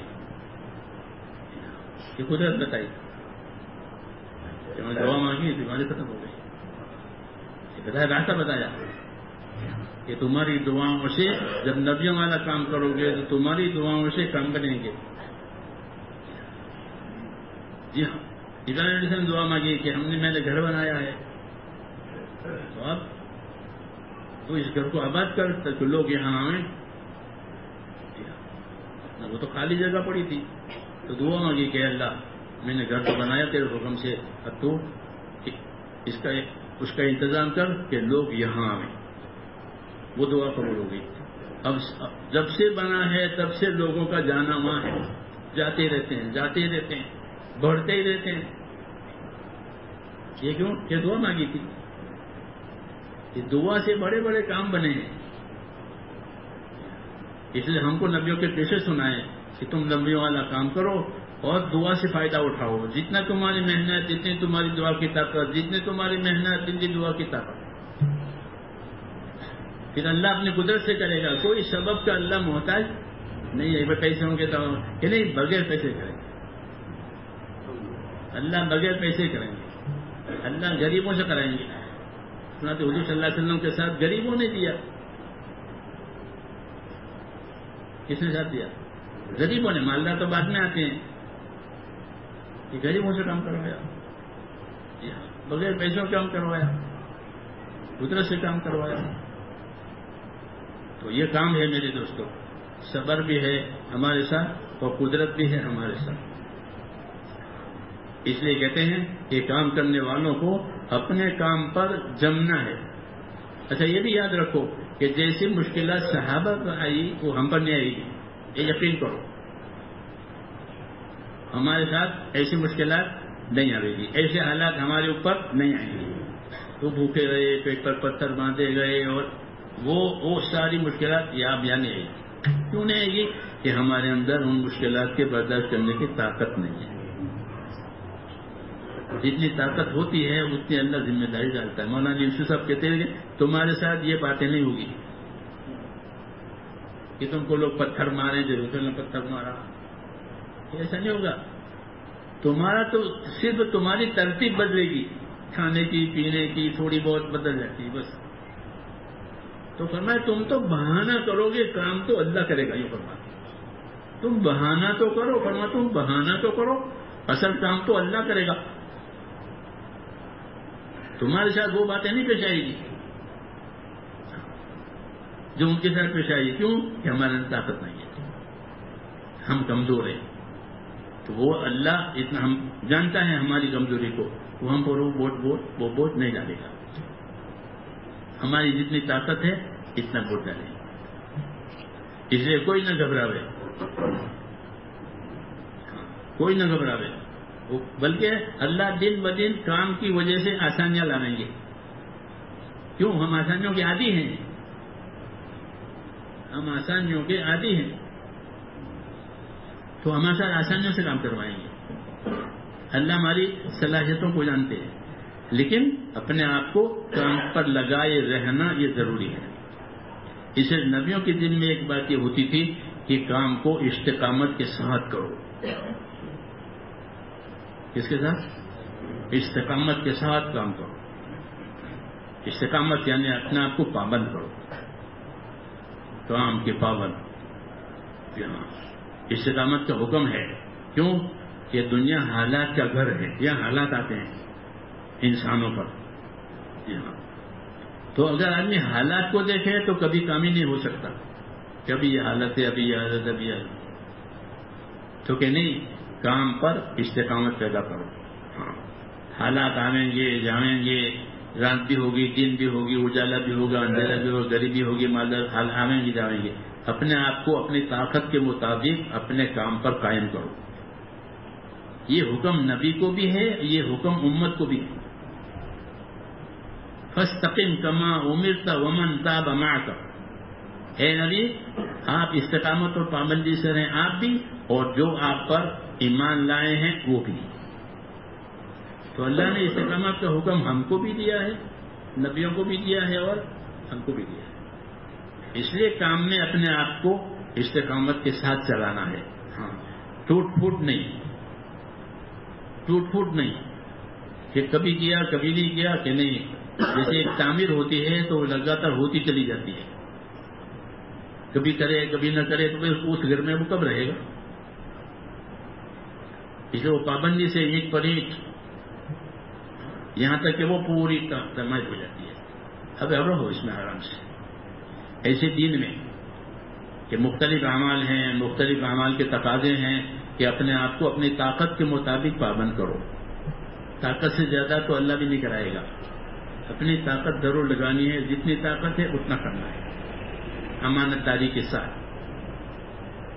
امانت داری کے ساتھ کہ میرے اندر اتنی طاقت ہے کہ ہاں اتنی طاقت پر اپنا کرو، جو حکم ہے وہ پورا ہو جائے، کیونکہ مدد کا تعلق حکم پورا ہونے سے ہے. جتنے حکم پورے ہوں گے اتنی مدد ہوگی، جتنے حکم پورے ہوں گے مدد ہوگی. جو ہماری محنت ہے، ہماری قربانی ہے، وہ اللہ کے ہاں جمع ہوتی ہے، جمع ہوتی ہے. ہوتے ہوتے جب وہ مقدار اتنی ہو جائے گی جتنے اللہ چاہتے ہیں، پھر فیصلہ ہو جائے گا. یہ ترتیب ہے. پھر فیصلہ ہو جائے گا کہ اب کام پورا ہو گیا، جتنا ان سے لینا تھا اتنا کام ہو گیا، کہ اب فیصلہ ہو جائے گا کہ جو اللہ تعالیٰ نے وعدہ کیا ہے وہ ظاہر ہوگا، مدد کا، کامیابی کا سب. ہاں، اس لیے کہتے ہیں اپنی محنت کے ذریعے سے جو مقدار اللہ تعالیٰ چاہتے ہیں وہ پوری ہو جاوے، اس کا اہتمام کرو. جی صحابہ نے اپنی محنتیں چلائی پہلے دن سے. 10 مکہ مکرمہ میں رہے تو 13 سال ہو گئے، پھر مدینہ میں گئے، وہاں بھی یہی بات تھی، لیکن وہ پیچھے نہیں ہٹے ہیں، اپنی طاقت کے مطابق کرتے چلے گئے یہاں تک کہ ان کی قربانیاں جو ہیں وہ حد تک پہنچ گئی.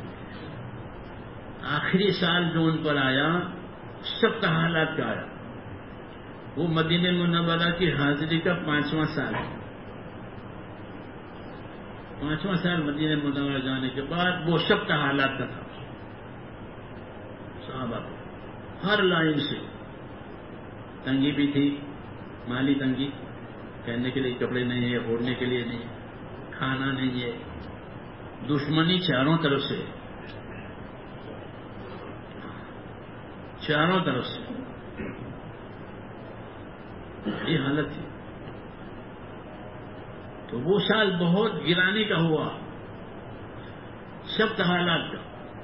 اس حالات میں وہ جمے رہے. بلغت القلوب الحناجر کے، گویا دل جو ہے کلیجے منہ کا گئے، ایسا حالت ہے. اس میں وہ جمے رہے. جو منافق تھے وہ چھٹ گئے، بہانے بنا کر کے نکل گئے. جو مخلص تھے وہ جمے رہے. وہ قربانی کی مقدار پوری ہو گئی. اتنی قربانی اللہ تعالیٰ چاہتا تھا. اس سال حضور نے فرمایا کہ بس اب حالات پلٹ جائیں گے، یہ آخری ہے. مدینہ پر جو یلغار ہوئی ہے دشمنوں کی، فرمایا یہ آخری ہے، اب کوئی نہیں آئے گا ادھر، اب ہم جائیں گے، اب دروازے کھل جائیں گے. کیوں کہ جو مقدار اللہ کو منظور تھی وہ پوری ہو گئی ہے. چنانچہ 6 سال میں اب حالات بدلے کہ مکہ والوں کے ساتھ صلح ہو گئی، لڑائی کا دروازہ بند ہو گیا، یا ان کے ہماری صلح راستہ کھل گیا. اب لوگ مدینہ آنے جانے لگے، دین سیکھنے لگے، کام بڑھا، راستے کھلے.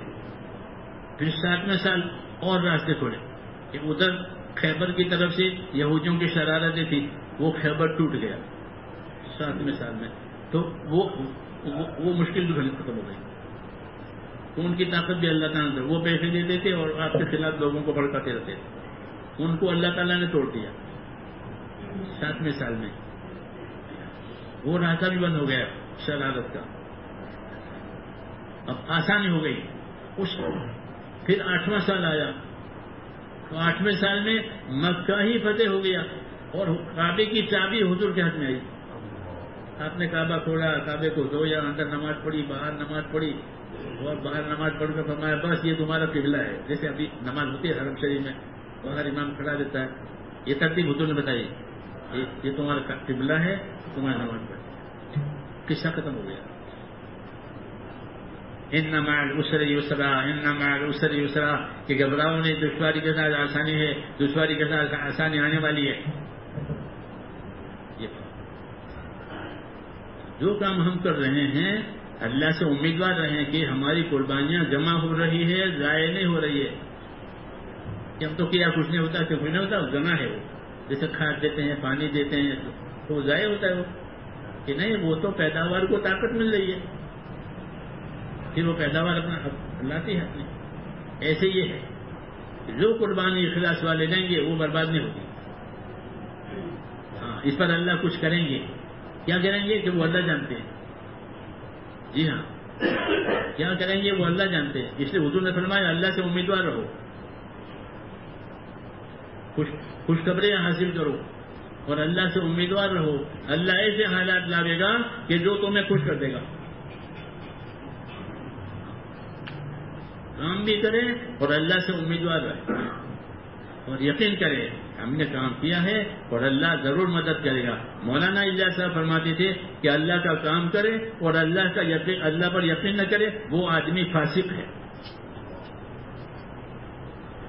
اللہ کا کام کیا ہے اللہ مدد کرے گا، اس کا وعدہ ہے. تو کام بھی کرے اور اللہ سے امیدوار رہے اور یقین کرے. اور ایک آخری چیز کہ اللہ تعالیٰ سے دعائیں مانگے. یہ بہت بڑی ضرورت کی چیز ہے کہ ہماری دعائیں آسمانوں پر ہر وقت جاتی رہیں. حدیثوں میں ہے کہ بندوں کی جو دعائیں آسمانوں پر جاتی ہے اس دعا کا اللہ کے دربار میں اکرام ہوتا ہے کہ بندوں کی عرضیاں آئی ہے. حدیث بات میں کہ دعا سے بڑھ کر اللہ کے دربار میں کسی چیز کا اکرام نہیں ہے. سب سے زیادہ بندوں کی دعاؤں کا اکرام ہے کہ انہوں نے اللہ سے دعائیں مانگی ہیں. اسے نبیوں نے دعائیں مانگی ہیں اور ان کی دعاؤں پر اللہ نے بڑے بڑے کام کیے. فرشتے اترے ہیں مدد کے لیے، ہاں ہوائیں آئی ہیں مدد کے لیے، پانی آیا ہے مدد کے لیے. نوح علیہ السلام کی مدد کے لیے پانی آیا کہ اللہ تو میری مدد کر، مجھے انہوں نے تباہ دیا ہے. تو پانی آیا اوپر سے نیچے سے پانی آیا، اوپر سے پانی آیا ان کی مدد کی لیے. یہاں تک کہ پانی سے پہاڑ ڈوب گئے. پانی سے اتنا پانی آیا اور جتنی نافرمان قوم تھی سب صاف ہو گئی، ایک بھی باقی نہیں. تو پانی سے مدد ہوئی، ہوا سے مدد ہوئی کہ دعائیں مانگی ہے. حضور صلی اللہ علیہ وسلم کی تو بہت مدد ہوئی ہے اور آپ کی تو بہت دعائیں ہیں جو ہم کو سکھائیے. کام کر کے دعا نہ مانگنا ایسا جیسے محنت مزدوری کر کے مزدوری کے پیسے نہ لے اور بھاگ جائے.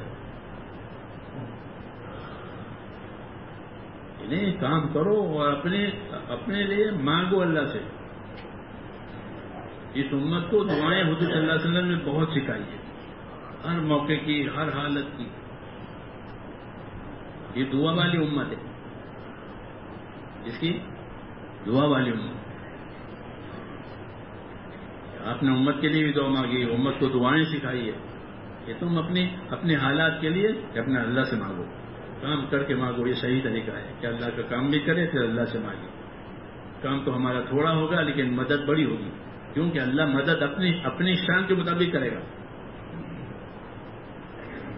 جیسے اللہ بڑے ہیں ایسی مدد بڑی ہوگی، تو اللہ جو معاملہ مدد کر اپنی شان کے مطابق کرے گا. ہماری حاجت کی طرف ایسا نہیں کرے گا، اپنی شان کے مطابق کرے گا. اس لیے ہمارا زیادہ زور اور زیادہ توجہ ہماری کہ دعاؤں پر ہونی چاہیے کہ اللہ سے خوب دعائیں مانگے. کیونکہ غفلت ہے، غفلتوں کی وجہ سے دل سخت ہو جاتے ہیں. تو ذکر کی پابندی کریں. نبیوں کی دعوت میں ذکر ہے، خالی پھرنا نہیں ہے، خالی پھرنا نہیں ہے، خالی حرکت نہیں ہے.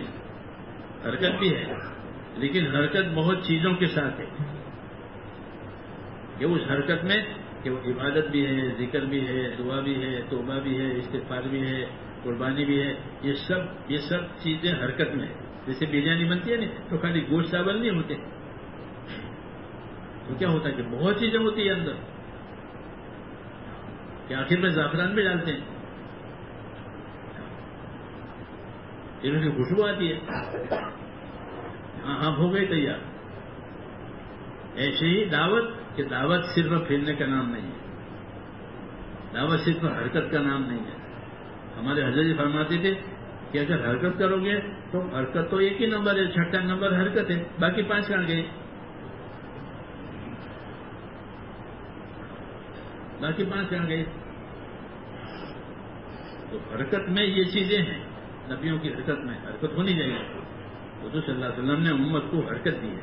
اور مذہب جو ہے دین وہ چکی کی طرح ہے کہ چکی کا فائدہ حرکت کے ساتھ ہوتا ہے. جب چکی چلے گی لیکن چکی خالی چلے گی, اندر کو ڈال کے چلائیں گے کہ اندر کو ڈالیں گے پھر حرکت کرے گی. ایسے ہماری حرکت کہ ہماری حرکت ایمان یقین کی دعوت کے ساتھ, ہماری حرکت عبادت کے ساتھ, ہماری حرکت ذکر کے ساتھ, ہماری حرکت دعاؤں کے ساتھ, توبہ استغفار کے ساتھ, اخلاق اور اخلاص کے ساتھ, یہ سب چیزوں کے ساتھ یہ دعوت ہے. عام طور پر ذکر میں بہت زیادہ کمی ہے. یہ شکایت تو مولانا الیاس صاحب کے زمانے سے چل رہی ہے کہ ہمارے ساتھی ذکر نہیں کرتے. اور اللہ تعالیٰ ذکر کی تاکید جو موسیٰ علیہ السلام سے ہارون علیہ السلام نے فرمایا کہ فرعون کے پاس جاؤ دعوت لے کر, لیکن میرے ذکر میں کمی مت کرنا کہ فرعون کو دعوت دو, ولا تنیا فی ذکری, میرے ذکر میں کمی نہ کرو. یہ ذکر کا کہ بہت بڑا اثر ہے دعوت میں. ذکر کے بغیر دعوت نہیں ہو تو غفلت ہے. دنیا کی جتنی تحریکیں ہیں اس میں یہ چیز ہماری ذریعے ہے کہ ہم عبادت کے ساتھ, ذکر کے ساتھ, استغفار کے ساتھ, توبہ کے ساتھ, قربانی کے ساتھ, اخلاق اظہار کے ساتھ دعوت ہے. دعاؤں کا خوب اہتمام ہو. دعاؤں کی کمی ہے, اس کی پریشانی ہے, ورنہ دعاؤں سے تو بلا دور ہو جاتی ہے. بلکہ حدیثوں میں ہے کہ دعا جب اوپر جاتی ہے اور بلا نیچے آتی ہے تو وہ دعا بلا کو نیچے نہیں آنے دیتی. دعا بلاؤں کو نیچے نہیں آنے دیتی, بلکہ دعا مانگنے والا مر جاتا ہے اپنی زندگی کو لے کے, اور وہ دعا جو ہے بلا کو روکتی ہے وہاں سے, اس کو نیچے نہیں آنے دیتی. کیونکہ دعا بھی ہے کہ بلاؤں کا علاج تمہاری دعائیں ہیں. یہ امت دعا والی ہے, اس کا وجود بھی دعا کی وجہ سے ہے. اللہ حضور نے دعا مانگی کہ ہماری امت کو, اس امت کو کوئی ختم نہیں کر سکتا. دنیا کی قومیں ختم ہو جاتی ہیں, یہ ختم نہیں ہوگی. اس کے لیے دعا ہوئی ہے, یہ رہے گی. تو بھائی امت بھی رہے, امت کا کام بھی رہے, اور امت بھی دعا والی بنے. اس لیے ہمارے ساتھی کام بھی کریں اور دعاؤں کو دعا میں جی نہیں لگے گا, کیونکہ عادت نہیں ہے, غفلت ہے. لیکن جب دعا مانگو گے تو رفتہ رفتہ دروازہ کھل جائے گا, پھر دعا میں جی لگے گا. دعا میں بہت مٹھاس ہے, ذکر میں بہت مٹھاس ہے, عبادت میں بہت مٹھاس ہے. لیکن کیونکہ دل بیمار ہوئے ہیں چھوڑ کر کے, اس لیے میرے بھائیوں دعوت میں یہ ساری چیزیں ہیں, سب مل کے دعوت ہے. ایمان کی دعوت, اس کی عبادت, اس کا ذکر, یہ سب مل کر کے پھر تنہائیوں میں اللہ تعالیٰ کو یاد کرنا, تنہائیوں میں ذکر کرنا, تنہائیوں میں دعائیں مانگنا. انفرادی اعمال, اجتماعی اعمال دونوں کی جگہ ہے. یہ نہیں کہ اجتماعی اعمال کر لیے تو ختم ہو گیا, کہ نہیں, دونوں حرکت بھی ہے اور کام پر جمنا ہی ہے. چکے کے دو پارٹ ہیں, ایک پارٹ حرکت کرتا ہے, ایک پارٹ ثابت رہتا ہے. یہی دین ہے کہ حرکت بھی کریں گے اور جو جو ہماری ذمہ داریاں ہیں اس پر قائم رہیں گے, ہٹیں گے نہیں وہاں سے. اس لیے دعا بھی ہمارے کام کا ایک حصہ ہے. ہم کو سکھائی ہے دعائیں کہ تمہارے پاس حالات آئیں گے تو حالات کا علاج کیا, کہ حالات کا علاج دعا. حدیثوں میں ہے کہ دعا مومن کا ہتھیار ہے, کیونکہ مومن پر حالات آئیں گے. انفرادی زندگی میں بھی آتے ہیں, اجتماعی زندگی میں حالات آتے ہیں. تو حالات کو کس طرح دفع کریں, کہ حالات کو اپنی دعاؤں سے دفع کراؤ, کہ اللہ سے دعائیں مانگو توبہ استغفار کے ساتھ. پھر تمہاری دعاؤں پر اللہ کام بنائے گا, تو پھر یقین بھی بڑھے گا کہ اللہ نے کر دیا, اللہ نے کر دیا, اللہ نے کر دیا. یہ جملہ نکلے گا زبان سے, اور اللہ یہی چاہتے ہیں کہ کرنے والا میں ہوں. انہوں نے کیا, ان سے ہوا, کسی سے کچھ نہیں ہوتا, اللہ سے ہوتا ہے. جی ہاں, کرنے والا صرف اللہ. جب تک اللہ نہیں چاہے گا نہیں ہوگا, جب اللہ چاہے گا ہو جائے گا. کوئی طاقت روک نہیں سکتی. اللہ اکیلا ہے کام بنانے میں, لیکن اللہ کی طرف توجہ. نماز اچھی سے اچھی پڑھو, سر سے اترتی نہیں, اچھی سے اچھی نماز پڑھو، کیونکہ نماز کے ساتھ اللہ کی طاقت ہے. انی معکم لئن اقمتم الصلاۃ وآتیتم الزکوٰۃ، میں تمہارے ساتھ ہوں. اللہ کہے میں تمہارے ساتھ ہوں. اگر تم نماز قائم کرو گے، زکوٰۃ دو گے، نبی کی اطاعت کرو گے، میں تمہارے ساتھ ہوں. اب کس کی ضرورت ہے؟ جب اللہ چاہتے تو. بڑی چیز ہے ہماری نمازیں، ہماری دعائیں، ہمارا ذکر، یہ بڑی چیز ہے. اسی سے اس دعوت کے اندر اور اس محنت کے اندر نورانیت آتی ہے. کیا آتی ہے؟ ایک نورانیت آتی ہے، ایک روحانیت آتی ہے اندر. اور جب یہ چیزیں نہیں ہوتی تو خالی چکی پھرے، اندر تو کچھ ڈالا نہیں ہے، تو گڑڑ گڑڑ کی آواز آئے گی. اطلاع جب یہ نہیں ہوگی تو خالی باتیں ہوں گی بس. حالانکہ ہمارا کام باتوں پر نہیں ہے، باتیں بھی ہے اور اس کے ساتھ یہ چیز ہے. اس لیے اپنے کام کو اخلاص کے ساتھ، اصل اخلاص ہے کہ اللہ کے لیے کرنا ہے، آخرت کے لیے کرنا ہے. ہم آخرت والے ہیں، آخرت کی طرف جا رہے ہیں. حدیثوں میں ہے ان الدنیا خلقت لکم وانکم خلقتم للآخرہ. اللہ نے دنیا کو تمہارے لیے پیدا کیا ہے، لیکن تم کو آخرت کے لیے پیدا کیا ہے. تم کو اللہ آخرت میں لے جا رہے ہیں. ہر آدمی آخرت کا مسافر ہے، وہ آخرت میں جا رہا ہے، سمجھے یا نہ سمجھے وہ جا رہا ہے آخرت میں. امام غزالی فرماتے ہیں کہ ہر آدمی آخرت کا مسافر ہے. تو جدہ کا مسافر جدہ میں اترے گا، بمبئی کا مسافر بمبئی میں اترے گا، آخرت کا مسافر آخرت میں اترے گا. جا ہی رہا ہے روز. تو ہم جب آخرت کے لیے ہیں تو اپنے آخرت کی تیاری کرتے ہوئے جائیں کہ آخرت کی تیاری کے لیے اللہ نے ہم کو دین دیا ہے، وہ دین کی محنت کی ہے. جب یہ ہوگا تو بس پھر محنت کے اثرات آئیں گے. جب محنت جم کر ہوگی تو اللہ تعالیٰ اس کے اثرات ڈالیں گے، لوگوں کے دلوں کو مائل کریں گے کام کی طرف کہ لوگ آئیں گے، اپنی ضرورت سمجھ کر آئیں گے. کام میں بڑا اثر ہے. میں انڈونیشیا گیا تھا سن 72 میں، بہت سال ہو گئے. نظام الدین سے میرے ساتھ عالموں کی جماعت بھی تھی. اور میں جس علاقے میں گیا سماٹرا میں، تو وہاں کوئی تبلیغ کو جانتا نہیں تھا. 1972 کوئی تبلیغ کو جانے. اور مولوی محمد عمر صاحب نے میرے کان میں کہا جب میں جانے لگا کہ دیکھ وہاں جا رہا ہے، وہاں تو کھود کر کے کھانا ہے، وہاں کچھ ہے نہیں. یہ میرے کان میں کہا کہ کھودنا اور کھانا ہے نہیں وہاں. کوئی ایڈریس نہیں ہے، کوئی ذمہ دار نہیں ہے، کوئی پتہ نہیں، کچھ نہیں. ایسے ہی بے کسی میں پانی کے راستے سے گئے تھے، یہاں سے مدراس، تو مدراس سے پانی کا راستہ سماٹرا میں. تو وہاں اترے مغرب کے ٹیکسی والے ہوتے ہیں نا، کہاں جانا ہے کہاں جانا ہے.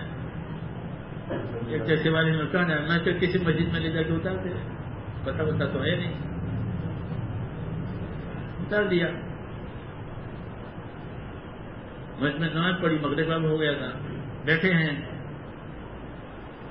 ایک آدمی آیا، تبلیغ جماعت ہے؟ ہاں.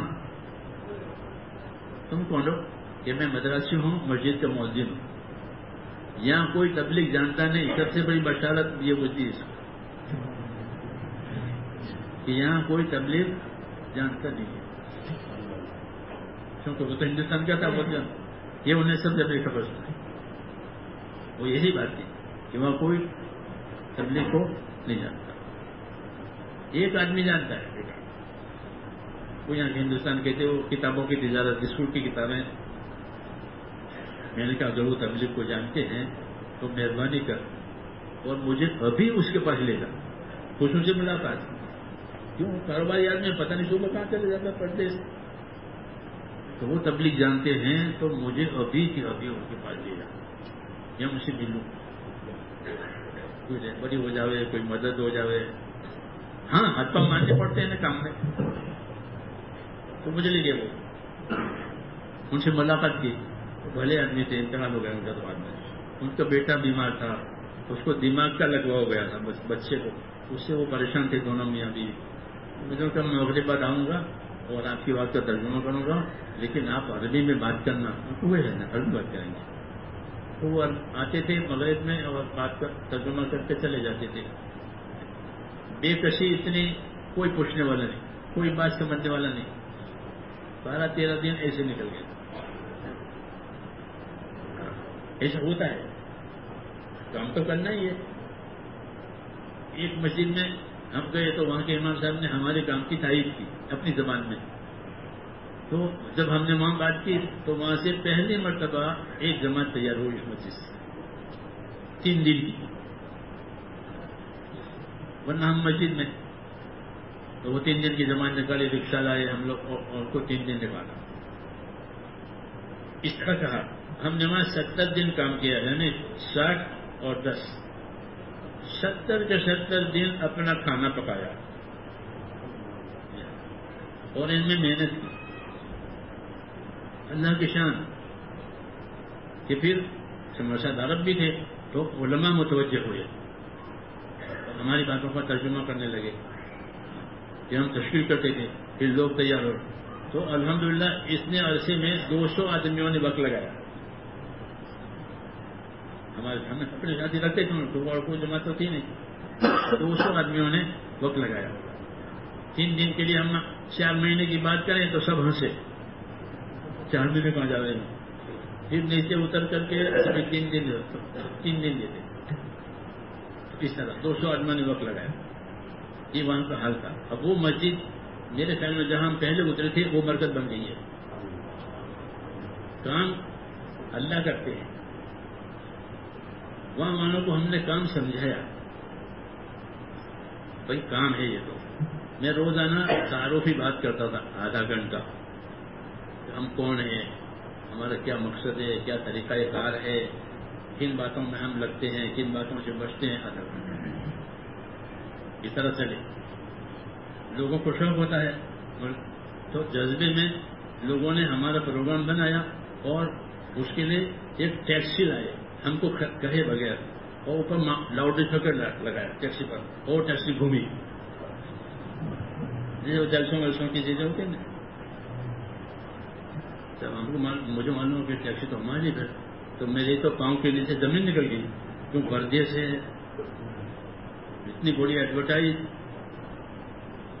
مشکل ہو گئی. خیر وہ ٹیکسی میرے سامنے سے گزری, میں نے روک لیا اس کو. میں نے کہا رک جاؤ, یہ آپ کے لیے کر رہے ہیں. میں نے کہا ہم میں بتاؤں گا کیا کرنا ہے. پھر ان کو خیر عموم میں گھر سمجھایا, پھر ان کو عموم میں گھر میں لے کے گھر کروا, لیکن جو ہونا تھا وہ تو ہو گیا. مغرب میں پولیس آئی تو آنی تھی وہ تو, اور کہا کہ صبح آپ کو وہاں آنا ہے پولیس اسٹیشن پر. ہوتا ہے ایسا, رکاوٹیں بھی آتی ہیں, مددیں بھی آتی ہیں, گھبرانا نہیں ہے. اللہ کے کام میں گئے ہم,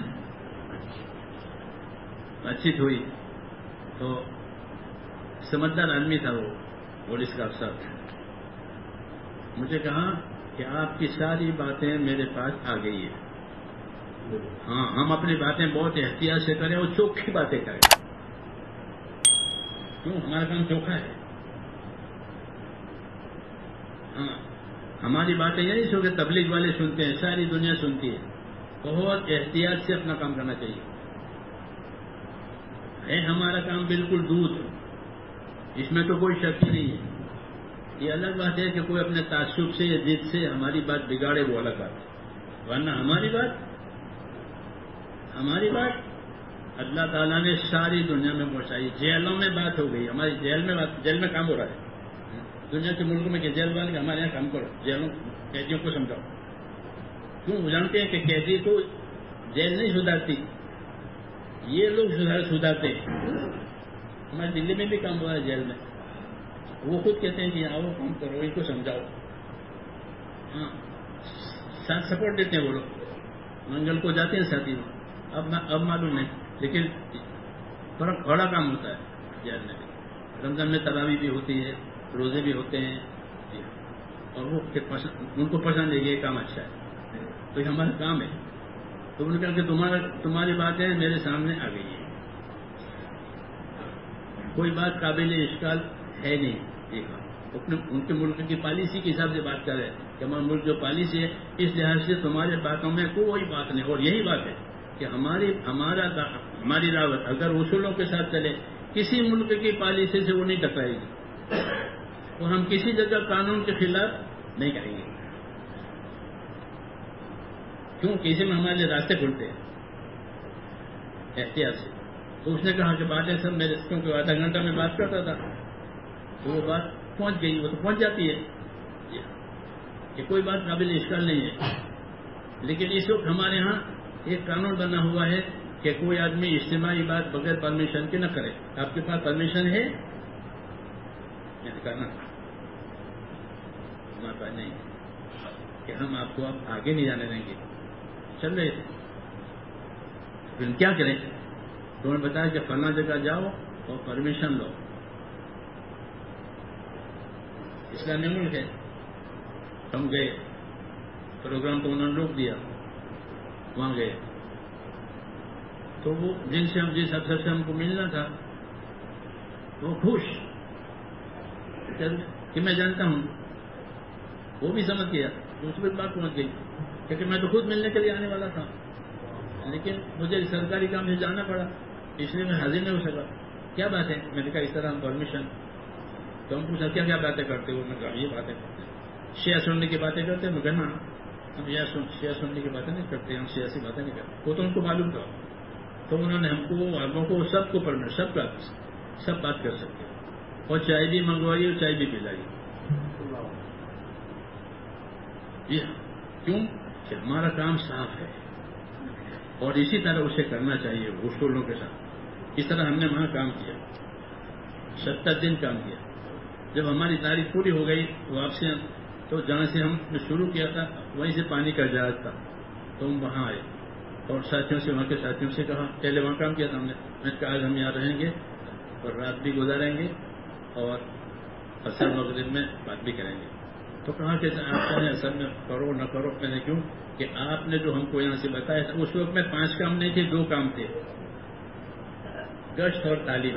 5 کام بعد میں ہوئے ہیں، پہلے 2 ہی تھے. بمبئی سے بھی ہمارا دیولا وغیرہ جماعتیں آتی تھی شروع میں، تو وہ 2 کام تھے، روز تعلیم کرو، ہفتے میں گشت کرو. وہ 2 کام ہم نے ان کو بتایا تھے. میں نے کہا تم یہ 2 کام کرو، ہمارے ساتھ رہ کر تم نے دیکھا ہے تو یہ کام کرو. تو کہ تمہارے جانے کے بعد ہم نے مسجد میں تعلیم چالو کی ہے. فضائل کا ترجمہ ہوا نہیں تھا تو ریاض الصالحین عرب بھی پڑھتے ہیں، ان سے بھی کہا میں تو عرب ریاض الصالحین پڑھ، تم بھی پڑھو اور ہفتے کا گشت کرو. یہ 2 کام کرو. اب ہم جا رہے ہیں. تو ہم نے اپنا وقت پورا کیا. واپس آئے تو میں نے کہا بیان کریں گے عصر کے بعد، کچھ کریں گے، کرنا ہو تو کرو. کیوں کہ آپ کے جانے کے بعد ہم لوگوں نے پابندی سے تعلیم کی ہے، پابندی سے گشت کیا ہے. ابھی اس میں ہمارے ٹاؤن میں کوئی آدمی ایسا نہیں ہے جو مسجد میں نہ آتا. ہمارے ٹاؤن میں اب کوئی آدمی ایسا نہیں ہے جو مسجد میں نہ آتا. مسجد میں آنے والے لوگ تو کام میں اثر ہے کیونکہ انہوں نے پابندی سے کیا، اس وقت کام تھے تو فضا بن گئی. تو یہ کام ہے میرے دوستوں، اس کے اندر اثر ہے. جیسے بارش میں اثر ہے کہ بارش کا پانی ہر چیز کو زندہ کر دے، ہر چیز کو اگاوے، ایسے اس کام میں اثر ہے کہ انسانوں کی صلاحیتوں کو حق پر لگاوے. یہ اس کا اثر ہے. یہ اس کا اثر ہے کہ جو انسانی صلاحیتیں اللہ نے بنائی ہے اپنی عبادت کے لیے، وہ صلاحیتیں حق پر آ جائیں. اس لیے محنت کرنی کہ اللہ نے صلاحیت دی ہے، وہ صلاحیت کام پر آوے. ورنہ وہ صلاحیت دوسرے کاموں میں برباد ہوتی ہے. لوگوں میں بہت صلاحیت ہے، اس امت میں بہت صلاحیت ہے کیونکہ ان کو نبوت کا کام کرنا ہے. یہ صلاحیت اللہ نے دی ہے کہ جب صحیح محنت ہوگی تو پھر ہر ایک کی، غریبوں کی، مالداروں کی، جوانوں کی، بوڑھوں کی، سب کی صلاحیتیں کام پر لگیں. اور یہی ہمارا مقصد ہے کہ ہر ایک کی زندگی جس کے لیے اللہ نے اس کو پیدا کیا ہے اس پر لگے. ہر آدمی اس امت کا گویا رسول صلی اللہ علیہ وسلم کا نائب ہے. ہاں، کیونکہ آپ نے فرمایا کہ میرے بعد امت کام کرے گی، میں نے آپ کو پہنچا دیا ہے. تو اس نسبت سے امت کا ہر آدمی وہ کیا ہے؟ گویا رسول صلی اللہ علیہ وسلم کا نائب ہے. اب اس کو رسول صلی اللہ علیہ وسلم کا کام کرنا ہے. یہ معمولی کام نہیں ہے کہ کوئی 5 کام ہو گئے، 6 کام، کہ نہیں، یہ تو نبوت والا کام ہے. دین کی ایسی محنت کرنی ہے کہ دنیا میں دین آوے، زندگیوں میں دین آوے. جی ہاں، کھانے کمانے میں دین آوے، سب چیز میں دین آوے. روح کی طرح بدن، روح پورے بدن میں ہے تو بدن ٹھیک چلے گا. ورنہ کوئی بدن کا حصہ سوکھ گیا، روح ویسے نکل گئی، بس مشکل ہو گئی. ایسے طبقے میں دین آوے. اس لیے یہ قوموں میں محنت ہے. اس کو سادہ طریقے سے کرنی ہے اور پابندی سے کرنا ہے. اور پھر تنہائیوں میں بھی دعا مانگنی ہے. اصل تو تنہائی کی دعا ہے. اجتماعی دعا جو ہم مانگتے ہیں وہ تو انفرادی دعا کی تعلیم دینے کے لیے ہے، کیونکہ ہر وقت تو اجتماع ہوتا نہیں کہ اجتماعی تعلیم ہو. اجتماعی تعلیم انفرادی دعاؤں کی اجتماعی دعا وہ انفرادی دعاؤں کی تعلیم کے لیے. کس طرح مجمع میں آپ نے دعائیں مانگی ہیں، الگ الگ تنہائیوں میں اللہ تعالیٰ سے مانگا کہ تمہاری دعائیں بیکار نہیں جائے گی، کیونکہ تم کام کرنے والے ہو، اخلاص والے ہو، جان مان لگا رہے ہو، امیدوار رہو اللہ سے کہ ہماری دعائیں بیکار نہیں جائے گی. سمجھ میں آئے دوستو؟ اس لیے ہم تقاضے بھی پورے کریں اخلاص کے ساتھ آخرت بنانے کے لیے، اور اللہ تعالیٰ سے دو باتیں، اپنے گناہوں کی معافی مانگیں اور اللہ کی مدد مانگیں. دونوں مانگیں، اپنے گناہوں کی معافی بھی مانگنی ہے اور اللہ سے اپنے دین کی مدد کرنی ہے کہ اللہ دین کی مدد کر، ہم دین کی مدد میں ہیں، تو ہماری مدد کر. پھر اللہ اپنے قدرت سے ایسی مدد کرے گا جیسے نبیوں کی مدد کی. اللہ کے لیے کوئی چیز مشکل نہیں ہے، کوئی طاقت اللہ سے بڑی طاقت نہیں ہے. اور ہماری محنت جو ہے وہ تو سب کے لیے رحمت ہے، ہمارا کسی سے کوئی ٹکراؤ نہیں ہے. یہ تو سب کے لیے رحمت ہے. حضور صلی اللہ علیہ وسلم کو رحمت للعالمین بنایا گیا ہے. اس کام سے سب کے لیے رحمت ہو جائے گی.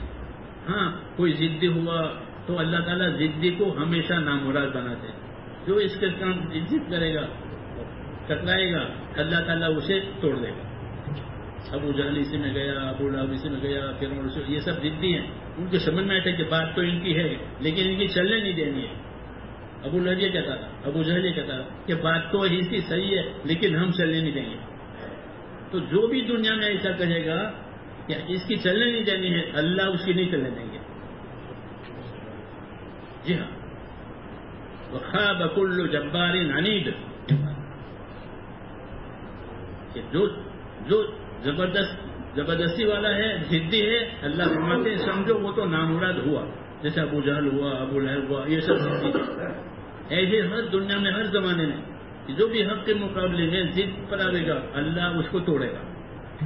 دیر سویر ہم نہیں کہتے کہ وہ توڑنے کے لیے، لیکن اللہ توڑے گا کہ اللہ کو اپنا کام عزیز ہے. اللہ نے عبادت کے لیے پیدا کیا ہے بندوں کو، یہ اس میں ضد ہے تو ضد نہیں چلے گی. اللہ تعالیٰ اپنی قدرت سے کام کو کرا دے گا. اس لیے امید کریں کہ اللہ تعالیٰ ہم سے کام لے، ہمیں اس کام میں اللہ قبول فرمائے، ہماری صلاحیتوں کو، ہمارے اولادوں کو، سب کو اللہ قبول فرمائے. اس کی دعائیں مانگنی چاہیے اور اللہ عام ہدایت پھیلاوے، تو پھر رحمتیں اترے گی، پریشانیاں ختم ہو جائیں گی. مدینے میں حضور کی ہجرت کے بعد بیماری تھی وہ ختم ہو گئی. مدینہ میں ایک بخار رہتا تھا، وہ مشہور تھا مدینہ کا بخار، جس سے بات آتی ہے نا افریقہ کے بعد ملکوں میں جہاں پہ انجیکشن لے کے جاتے ہیں. ایسے جب حضور کی ہجرت ہوئی اور آپ کے صحابہ وہاں گئے، اللہ تعالیٰ نے وہ بخار وہاں سے نکال دیا. کسی نے خواب میں دیکھا کہ عورت ڈراؤنی شکل میں بھاگی جا رہی ہے، کہ خواب کی کیا تعبیر ہے کہ وہ جو وبا مدینہ میں تھی بخار کی ہو گئی. تو مدینہ کی آب و ہوا آج تک صاف ہے. جی ہاں، تو یہ کام ہے، اس کی برکتیں بھی ہیں، اس کے ساتھ مددیں بھی ہیں. دونوں باتیں، اس کی برکتیں بھی ہیں اور اس کے ساتھ مددیں بھی ہیں، کیونکہ یہ حق ہے اللہ کے لیے. اللہ مجھے بھی توفیق دے، تو اس کے لیے تیار ہیں. ہاں، اور جو تقاضے آپ کو دیے گئے ہیں اور جس طریقے سے کرنے کے لیے کہا گیا ہے اس کے لیے اپنے آپ کو تیار بھی کریں، پیش بھی کریں. اللهم صل وسلم وبارك على سيدنا محمد النبي الأمي وآله وصحبه أجمعين. ربنا إننا آمنا فاغفر لنا ذنوبنا وقنا عذاب النار. اللهم اغفر لنا ذنوبنا وقنا عذاب النار.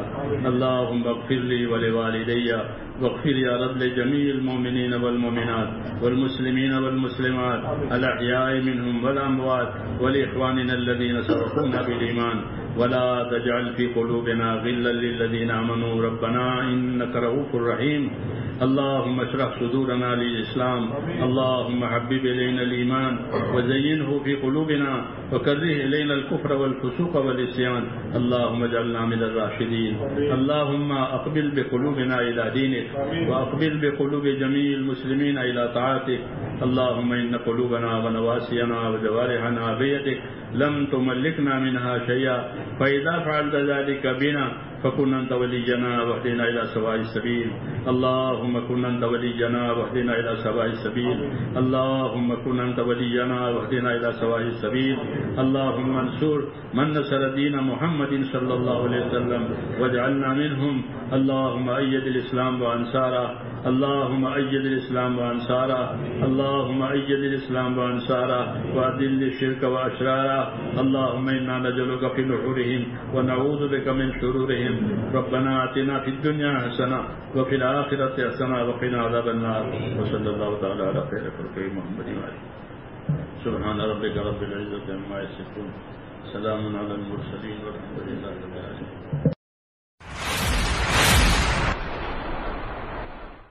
حقنا گر حق نما پیش رو